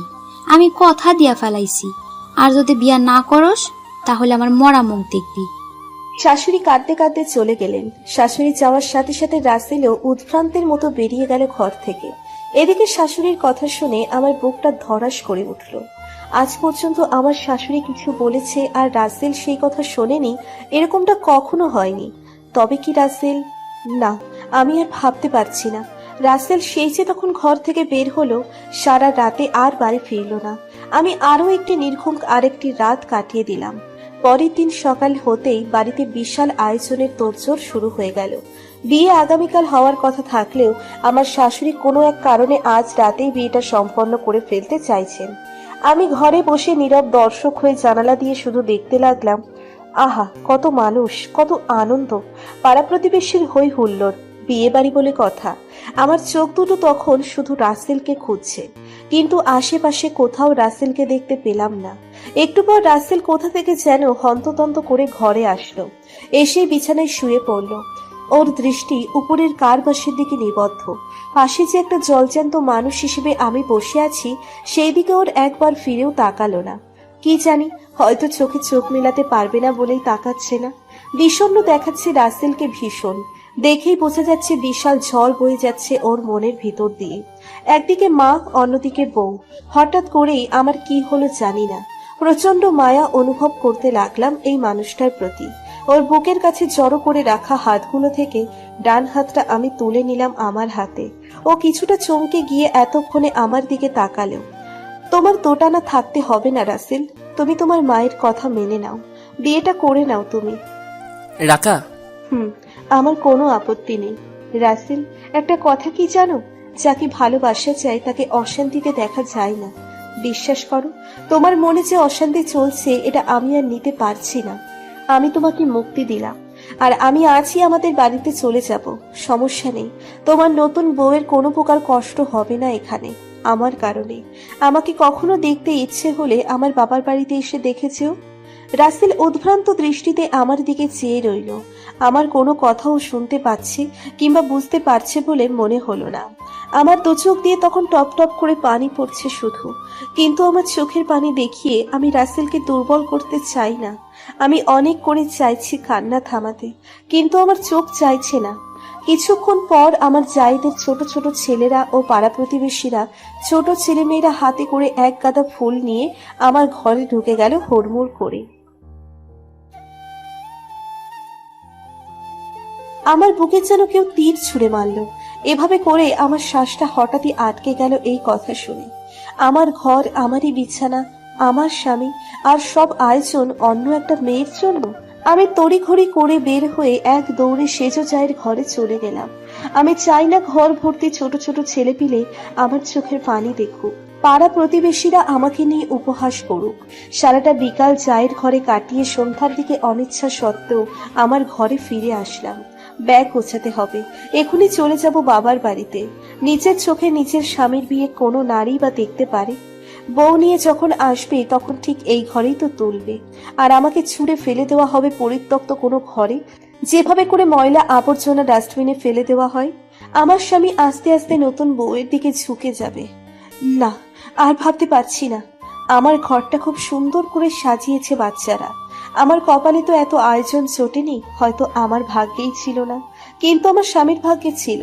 খাটের উপর রাসেলের জন্য শেরওয়ানি রাখা, সে এখন কোথায় তা জানি না, তবে একটু পরে এই জামাটা পরেই তো তৈরি হয়ে যাবে দ্বিতীয় বিয়ের আসরে। আমি আলতো করে শেরওয়ানিটা ছুঁয়ে দিলাম। আমার শাশুড়ির নাকি অনেক শখ ছিল ছোট ছেলের বিয়ে ধুমধাম করে দিবেন। প্রথম বিয়ের ক্ষেত্রে না হলেও দ্বিতীয় বিয়েতে ওনার শখ নিশ্চয়ই পূরণ হচ্ছে। ভালো থাকুক সকলেই। দ্রুত হাতে আমি আমার নিত্য ব্যবহার্য জিনিসপত্রগুলো আমার ব্যাগে ভরতে লাগলাম। আমার কোনো জিনিস এই ঘরে থাকুক তা আমি চাই না। এখানে তো শোভা পাবে নতুন বউয়ের নতুন সব জিনিস। আমার পুরনো জিনিসগুলো তো জঞ্জাল ছাড়া কিছুই না। মাগরিবের আজান হয়ে গেছে অনেক আগেই। চারিদিকে ইতিমধ্যে অন্ধকার নেমে গেছে। যে যার ঘরে নিজেকে সুসজ্জিত করতে ব্যস্ত। বিয়েতে যাবে বলে কথা। আমার গোছানো প্রায় শেষ। রাতের অন্ধকারে কাউকে কিছু না জানিয়ে বের হয়ে যাওয়ার ইচ্ছে আমার। অন্ধকারটা আর একটু গাঢ় হওয়ার অপেক্ষা করছি। হঠাৎ করেই রাসেল আসলো ঘরে। এতক্ষণ নিজেকে তবুও শক্ত রাখতে পেরেছি, কিন্তু শেষ বেলায় রাসেলকে দেখে আমার বুকের ভেতরটা দুমড়ে মুচড়ে যাচ্ছিল। ইস, কেন আমি অপেক্ষা করতে গেলাম? আর একটু আগে কেন বের হলাম না? তবেই তো আর ওর মুখোমুখি হতে হতো না। রাসেল বেদনার তো চোখে তাকিয়ে দেখছে ভেঙে যাওয়া রাখাকে। আস্তে করে বলল, চলে যাচ্ছ? দীর্ঘ নিরাপত্তার পর রাসেল বলল, আমাকে মাফ করে দিও রাকা। তোমার প্রতি আমার কোনো অভিযোগ নেই। চিরকালই তুমি হয়তো আমার ভাগ্যে ছিলে না। আমার পক্ষে আর কান্না আটকে রাখা সম্ভব হচ্ছে না। মুখে আঁচল চেপে ধরে ব্যাগটা হাতে নিয়ে রাসেলের পাশ দিয়ে বেরিয়ে গেলাম চিরদিনের জন্য এই ঘর থেকে। আগামীকাল সকালে নিশ্চয়ই আমার শাশুড়ি বিজয়ের হাসি হাসবেন। অবশেষে যে উনি পেরেছেন রাকার দম্ভ ভাঙতে, রাকাকে এই বাড়ি থেকে বিদেয় করতে। শ্বশুর বাড়িটা যতই পেছনে রেখে সামনের দিকে পথ অতিক্রম করছি, ততই যেন বুকের হাহাকারটা বেড়েই চলেছে। আমার সবচেয়ে মূল্যবান সম্পদটাই যে আমি এই বাড়িতে রেখে আসছি। অনেকটা দূর চলে এসেছি, আর কিছুটা গেলেই আমাদের বাড়ি। বাড়িতে গিয়ে আবার মায়ের কোন রূপ দেখতে হয় সেটা নিয়েও চিন্তা করছি। তাড়াতাড়ি পৌঁছানোর জন্যই লোকালয় ছেড়ে বনের রাস্তা ধরেছিলাম। এদিকে বেশ নির্জন এলাকা, ভয়টা আমার বরাবরই কম, কিন্তু এই মুহূর্তে এই নিরিবিলি পরিবেশে অন্ধকারে বনের মধ্যে দিয়ে হেঁটে যেতে যেতে গাটা কেমন ছনছন করে উঠল। হঠাৎই মনে হলো ঝোপঝাড় ভেঙে খচখচ শব্দ করতে করতে এলোপাথারি কেউ ছুটে আসছে এদিকে। আমি থেমে গেলাম, কান পেতে ভালো করে শব্দটা শুনলাম। এদিক সেদিক তাকিয়ে কিছুই দেখতে পেলাম না। মনে হলো এত রাতে আমার শরীরের এই অবস্থায় একদম উচিত হয়নি এই রাস্তায় আসা। যে কোনো কিছুই ঘটতে পারে। আমি আরো দ্রুত পায়ে হাঁটা শুরু করলাম। আরো কিছু দূর এগোতেই কেউ যেন প্রায় হুমড়ি খেয়ে পড়লো আমার উপর। আমি তাৎক্ষণিকভাবে বেশ ভয় পেয়ে গেলেও পরিচিত একটা গায়ের গন্ধ নাকে আসতেই অন্ধকারেও নিশ্চিত হলাম মানুষটা ঠিক কে। দু চোখ ভর্তি বিস্ময় নিয়ে অন্ধকারের ছায়ামূর্তিটার দিকে চেয়ে আছি আমি। মানুষটা হাঁটুতে ভর দিয়ে ঝুঁকে আছে নিচের দিকে। ভীষণ হাঁপাচ্ছে সে, পরনে বিয়ের শেরওয়ানি। একটু চিরিয়ে নিয়ে গা থেকে এক টানে শেরওয়ানিটা খুলে পাশের ঝোপে ফেলে দিল। তারপর হাতে থাকা ব্যাগের এলোমেলো কয়েকটা জামা প্যান্ট হাতড়ে একটা টি শার্ট বের করে গায়ে দিয়ে নিল। আমি শুধু চুপচাপ দাঁড়িয়ে মানুষটার কর্মকাণ্ড দেখছি। যার এখন বিয়ের আসরে থাকার কথা দ্বিতীয় বউয়ের সাথে, সে এখন এই রাত্রিরে বনের মাঝখানে প্রথম বউয়ের কাছে কি করছে? নাকি এই ছায়ামূর্তিটা শুধুই আমার ভ্রম? একটু পরেই দেখবো সে নেই, সে উধাও। এটা যে আমার কল্পনা নয়, এটা নিশ্চিত হলাম রাসেলের হাঁপিয়ে ওঠা পুরুষালী কণ্ঠে। রাকা, রাকা, তোমাকে ছেড়ে থাকা আমার পক্ষে একদম অসম্ভব। আমি পারবো না তোমার জায়গাটা অন্য কাউকে দিতে। আমি ঘুম ভেঙেই পরিচিত তোমার মুখটার বদলে অন্য কারো মুখ দেখতে পারবো না। তোমার গায়ের গন্ধ না পেলে আমি ওই ঘরটাতে ঘুমাতেও তো পারবো না। কাজ থেকে ঘরমাক্ত হয়ে যখন ফিরবো, তোমার হাসি মাখা মুখটার বদলে অন্য কাউকে দেখলে তো আমার ক্লান্তি কাটবে না রাকা। ক্লান্ত থাকতে থাকতে আমি একসময় একদম নির্জীব হয়ে যাব। তুমি এটা চাও? ছেড়ে কেন যাচ্ছ আমায় অন্য কোনো মেয়ের হাতে তুলে দিয়ে? এত সহজে হার মানলে তুমি? ভালোবাসি তোমায় রাকা। মানে? মানে টানে কিছু না, চলো আমার সাথে। কিন্তু কোথায়? ঢাকায়। ঢাকায়? পালাবো তোমায় নিয়ে। বেশি রাত হয়ে গেলে বাস পাবো না, আর জলদি এই এলাকা ছাড়তে হবে। আসো আমার সাথে। আমি হাত ধরে থামিয়ে দিই রাসেলকে। অনেক অনেক প্রশ্ন আমার মাথায় ঘুরছে। রাসেল ওর মায়ের কথা ডাকবে না তাহলে? কিন্তু রাসেল, আমার কিছু কথা বলার আছে। আচ্ছা, যা বলার জলদি বলো, দেরি করলে ঝামেলা হয়ে যেতে পারে। তুমি যে এখন তোমার মায়ের আদেশ অমান্য করে পালিয়ে এসেছো, সবার চোখ ফাঁকি দিয়ে এখানে, কিছুদিন পরেই যদি তোমার মনে হয় যে তোমার এই সিদ্ধান্তটা ভুল, আবেগের বশে নিয়েছো এটা, তখন আমার কি হবে? রাসেল এক মুহূর্ত কিছু একটা চিন্তা করলো, তারপর বড় একটা নিঃশ্বাস নিয়ে ধীরে ধীরে বলল, আমি বুঝতে পারছি তোমার মনের শঙ্কার কারণটা। রাকা শোনো, আমি তোমাকে শর্টকাটে কিছু কথা বলি, তাহলে তুমি নিজেই বুঝতে পারবে আমি বিবেক দিয়ে চিন্তা করে এখানে এসেছি, নাকি তোমার প্রতি ক্ষণিকের মোহ আমাকে এখানে নিয়ে এসেছে। আমি অনেক আগে থেকে দেখে আসছিলাম আমার মা আমার ভাবিদের মেয়ে বাচ্চা নষ্ট করে দেয়। কেন উনি এটা করেন সেটা তো তুমি এর মধ্যে জেনেও গেছো। যদিও আমরা সবাই জানতাম মায়ের এই কাজটা ঘোর অন্যায়, কিন্তু অনেক বোঝানোর পরেও আমরা ওনাকে টলাতে পারিনি। একসময় আমরা হাল ছেড়ে দেই। মাকে কষ্ট দিতে চাইনি আমরা কেউই। মাকে মায়ের মতো চিন্তাভাবনা নিয়ে থাকতে দেই। মেয়ে সন্তান নষ্ট করে দেওয়ায় ভাবিরা প্রথম প্রথম কাঁদত। একসময় তারাও অভ্যস্ত হয়ে যায়, তারাও মেনে নিতে শিখে যায়। মেয়ে বাচ্চা মানেই পাপ, মেয়ে বাচ্চা জন্মানোর আগেই মেরে ফেলতে হবে, এটা আমাদের পরিবারের একটা রীতি হয়ে গিয়েছিল বলতে পারো। কিন্তু যখন তোমার পালা আসলো, আমার মধ্যে অদ্ভুত এই অজানা অনুভূতির সৃষ্টি হলো জানো। সবাই যখন জানতে পারলো তুমি প্রেগনেন্ট, মা আমাকে ডেকে নিয়ে বলল, যত দ্রুত সম্ভব বাচ্চা নষ্ট করতে হবে, তোর বউকে বোঝা এটা। আমি ঝোঁকের বসে মায়ের কথাটা মেনে নেই, তোমাকে ফোর্স করতে থাকি বাচ্চাটা নষ্ট করার জন্য। কিন্তু আমার বোধোদয় হয় তখন, যখন বেবিটা মারার জন্য তোমাকে জোর করে হাসপাতালে নিয়ে যাচ্ছিলাম আমি আর মা। প্রথমবারের মতো বাবা হওয়ার অনুভূতিটা থেকে আমি বঞ্চিত হব ঠিক একটু পরেই ভাবতেই আমার কেমন একটা লাগছিল। আমার কাছে তখন ছেলে বা মেয়ে সন্তান কোনো ম্যাটার করছিল না। আমার শুধু মনে হচ্ছিল আমার সন্তানকে আমি মেরে ফেলতে যাচ্ছি। বাবা হতে গিয়েও বাবা হতে পারলাম না। চরম অস্বস্তিতে পড়ে গেছিলাম আমি সেদিন। কিন্তু মায়ের মুখের উপর কথা বলার সাহসও ছিল না। শুধু আল্লাহর কাছে দোয়া করেছিলাম কোনোভাবে এই বাচ্চাটা বেঁচে থাক। হাসপাতালে ওয়াশরুমের নাম করে তুমি ওয়েটিং রুম থেকে যখন উঠে গেলে, তুমি হয়তো খেয়াল করনি তোমার পিছু পিছু আমি উঠে এসেছিলাম তোমার সেফটির জন্য। একসময় আমি দেখতে পেলাম তুমি ওয়াশরুমের জন্য সিঁড়ির ডান দিকে না গিয়ে সোজা সিঁড়ি দিয়ে নিচে নেমে যাচ্ছ। নিচে নেমে একটা রিক্সা নিয়ে নিলে। আমি দেখেও না দেখার ভান করে কিছুক্ষণ পর মাকে গিয়ে বলেছি, রাকা মনে হয় বাড়ি চলে গেছে, মা কখন গেল দেখতেই পেলাম না। পরদিন গেলাম তোমাকে ফিরিয়ে আনতে, তুমি আসলে না। একদিন চলে গেল, 2 দিন চলে গেল, তবুও তুমি আসলে না। তুমি না আসাতে আমি খুশি হয়েছিলাম জানো। আসলে কি হতো, মা তো আবার তোমার পিছুই লাগতো। কিন্তু তুমি না আসাতে মা যেন অস্থির হয়ে যাচ্ছিলেন। আমি জানতাম কোনো না কোনোভাবে মা তোমায় নিয়ে আসবেই, আর বাচ্চাটাও রাখতে দিবেন না তোমাকে। কিন্তু আমি চাইছিলাম আমার বাচ্চাটা অন্তত বেঁচে থাকুক, নিরাপদে থাকুক। অনেক ভেবেচিন্তে আমি মায়ের কাছে প্রস্তাব নিয়ে যাই, মা রাকাকে ফিরিয়ে আনো। মা এখন তো অনেক দেরি হয়ে গেছে, বাচ্চাটা তো পৃথিবীতে আসার সময় হয়ে গেছে। এই সময় ওকে মেরে ফেললে অনেক বেশি পাপ হবে আমাদের। আমরা বরং জন্মের পর বাচ্চাটাকে পালক দিয়ে দিব। অনেক বোঝানোর পর মা রাজি হলেন। মায়ের চিন্তা ছিল উনি বড় একটা পাপ কাজ থেকে বেঁচে যাবেন। আর আমার চিন্তা ছিল আমার সন্তানটা অন্তত বেঁচে থাকবে পৃথিবীতে। তালাকের ব্যাপারে যদি বলতে যাই, তবে আমি নিশ্চিত ছিলাম রাকা তুমি বুদ্ধিমতী মেয়ে, কোনো না কোনোভাবে তুমি এটা আটকাবে। বিশেষ করে কাবিনের টাকাটার কথা তোমার মাথায় আসারই কথা। কিন্তু সেদিন রাতে উকিলের সাথে মায়ের কথাবার্তা শুনে আমিও মনে মনে বেশ বিচলিত হয়ে উঠেছিলাম তুমি তালাকটা আটকাতে পারবে কিনা ভেবে। অবশেষে তুমি পেরেছিলে। আজ পর্যন্ত এই 3 বছরে তোমার উপর দিয়ে যা যা দুর্যোগ গেছে সব কিছুতেই আমি তোমার সাপোর্টে ছিলাম। কিন্তু সেটা মনে মনে, আমার সরাসরি সাপোর্ট কখনোই তোমার দরকার হয়নি। আমার সাহায্য ছাড়াই তুমি প্রত্যেকটি সমস্যার সমাধান করেছো। হ্যাঁ, আমি যদি তোমাকে সাহায্য করতাম তাহলে হয়তো তোমার কাছে ব্যাপারটা অনেক সহজ হতো। কিন্তু রাকা, ওই যে আমি আমার মায়ের মুখের উপর কথা বলতে পারি না, এটাই আমার একমাত্র দুর্বলতা। তবে এই দুর্বলতাটাকেও অনেকটা কাটিয়ে উঠতে সাহায্য করেছে আমার অনাগত মেয়ে। সেদিন তুমি পুকুর পাড়ে পড়ে যাওয়ার পর আমার মা ইচ্ছে করেই তোমাকে তুলতে আসেনি, ভাবিকেও আসতে দেয়নি। কথাটা শোনার পর সেদিন আর মুখ বুজে থাকতে পারিনি রাকা। আমার মাথায় রক্ত চড়ে গিয়েছিল রাকে। যদি এখানে আমার মা না হয়ে অন্য কেউ হতো, তবে যে কি করতাম আমি।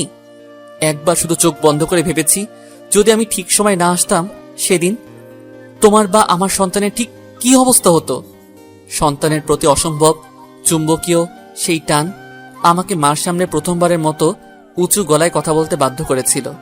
রাকা, একের পর এক সমস্যা তুমি সমাধান করে গেছো ঠিকই, কিন্তু শেষমেশ যখন আমার দ্বিতীয় বিয়ের ব্যাপার আসলো, তুমি হাল ছেড়ে দিলে। এবার আর পারলে না এই সমস্যার সমাধান করতে। এটা এমন একটা সমস্যা যেটা তোমাকে ভিতর থেকে একদম গুড়িয়ে দিয়েছিল। তুমি আর পারলে না, হেরে গেলে, যুদ্ধক্ষেত্র ছেড়ে চলে আসলে। এখনো যদি আমি তোমার কিছু করার অপেক্ষাতেই থাকি, তাহলে তো চিরদিনের জন্যই তোমাকে হারিয়ে ফেলবো রাকা। এবার বলো, আমার এখানে আসা কি তোমার কাছে আবেগের বশে নেওয়া সিদ্ধান্ত মনে হচ্ছে? এক টানা কথাগুলো বলে আমার উত্তরের কোনো অপেক্ষা করলো না রাসেল। এক হাত দিয়ে শক্ত করে আমার হাতটা ধরে অন্য হাতে ব্যাগ দুটো দিয়ে হাঁটতে শুরু করলো সামনের দিকে। আমি বিভোর হয়ে শুনছিলাম রাসেলের কথা এতক্ষণ। ওর কথাগুলো শুনতে শুনতে আমার শরীরে অদ্ভুত এক ভালো লাগার শিহরণ খেলে যাচ্ছিল বারবার। এই মানুষটার মুখ দেখে কখনো বুঝতে পারতাম না তার ভিতরে কি চলে। আজ তার ভেতরকার সব অনুভূতিগুলোই যেন আমি আমার নিজ চোখে দেখতে পাচ্ছি। রাসেল, একটু দাঁড়াও। রাসেল দাঁড়াতেই আমি ওর সামনে এসে শক্ত করে ওকে জড়িয়ে ধরে ভ্যা ভ্যা করে কেঁদে ফেলি। ধুর পাগলি। রাসেল আমার মুখটা তুলে চোখের পানি মুছে দিয়ে কপালে আলতো করে একটা চুমু খায়। তারপর নিবিড়ভাবে জড়িয়ে ধরে রাখে আমায় কিছুক্ষণ। এবার তো যেতে হবে রাকা। আমি নিজেকে ছাড়িয়ে নিয়ে রাসেলের হাতটা আরো শক্ত করে চেপে ধরলাম। এই ভরসার হাতটা চেপে ধরেই হেঁটে চললাম অচেনা একটা শহরের গন্তব্যে। আজ থেকে প্রায় 18 বছর আগে ডায়েরিতে নিজের লেখা কথাগুলো পড়ে নিজের অজান্তেই কেঁদে ফেললাম। সেই সময় প্রতিটা দিন, প্রতিটা মুহূর্ত চোখের সামনে ভেসে উঠল।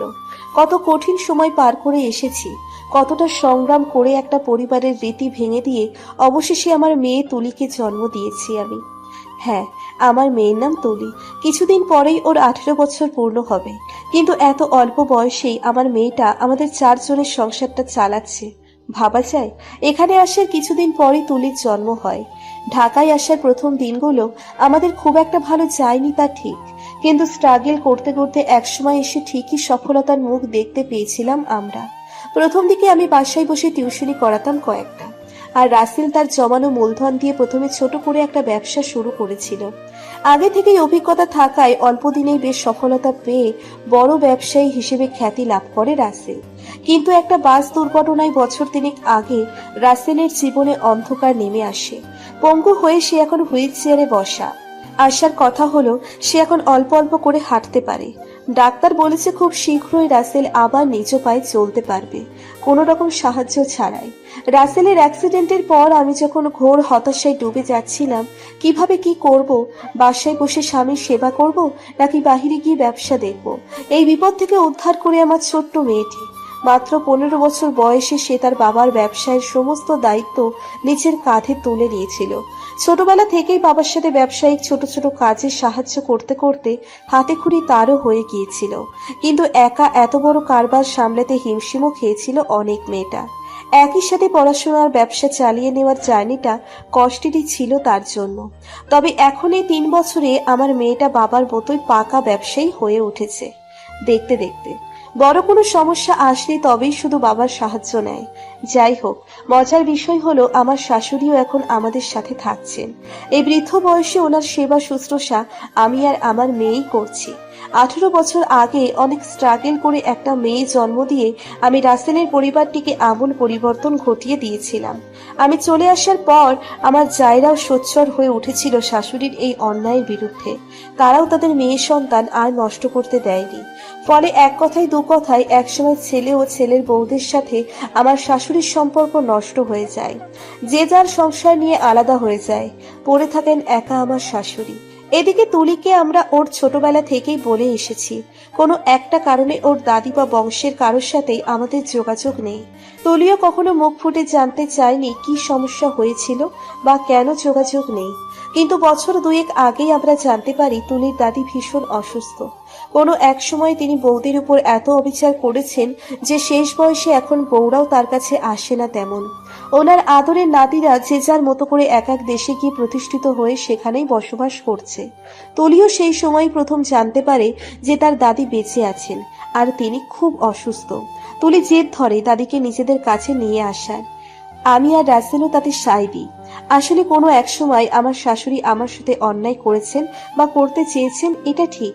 আবার আমি যে ওনার বিরুদ্ধে গিয়ে মেয়ে সন্তান জন্মদান করে তাদের পরিবারের অনেক দিনের রীতিকে ভেঙে দিয়েছি, এটাও ঠিক। কিন্তু আমি কখনোই চাইনি শেষ বয়সে এসে উনি এরকম একা হয়ে যাক। আমি শুধু চেয়েছিলাম ওনার ভুলটা শুধরে দিতে। কিন্তু আমার শাশুড়ি নিজের ভুল সময় মতো শুধরায়নি বলেই শেষ বয়সে একদম একা হয়ে গিয়েছিলেন। আমার শাশুড়িকে আমি এখনো আগের মতোই সম্মান করি। ওনার যত্নে কোনো ত্রুটি আমি রাখিনি। আমার বাসায় এই 2 বছরে আমার মেয়ে তুলিও দাদিকে খুব পছন্দ করে। আমি কখনো চাই না আমার মেয়ের মনে তার দাদির সম্পর্কে কোনো খারাপ ধারণার সৃষ্টি হোক। তাই অনেক বছর ধরে এই ডায়েরিটা সযত্নে লুকিয়ে রেখেছি আমি তুলির কাছ থেকে। আজ হঠাৎ মনে হতে এই ডায়েরিটা বের করে পুরোনো দিনের লেখাগুলো পড়লাম। তুলির পরে আমার ঘরে আর কোনো সন্তান দেননি আল্লাহ। তাতে আমার বা রাসেলের কোনো আফসোসও নেই। আমার মেয়ে গর্ভে আসার পরপরই মাস্টার্সের পরীক্ষার জন্য পড়া থেকে শুরু করে এই মেয়েকে জন্ম দেওয়ার আগ পর্যন্ত যতটা স্ট্রাগল আমি করে এসেছি সেটা আমার সার্থক। যখন দেখি আমার মেয়েটি মানুষের মতো মানুষ হচ্ছে, এই বয়সে সংসার চালানোর সমস্ত দায়িত্ব নিয়ে নিয়েছে নিজের ঘাড়ে, আমি মনে মনে গর্বিত হই। যখনই ভাবি তুলি আমার মেয়ে, হ্যাঁ আমার মেয়ে। আমার শাশুড়িকে অবশ্য এখনো মাঝে মাঝে আফসোস করতে দেখা যায়। আহা রাসেল, তোর ঘরে আল্লাহ একটা পোলাও দিল না। শাশুড়ির আফসোস শুনে আমি আপন মনেই হেসে উঠি।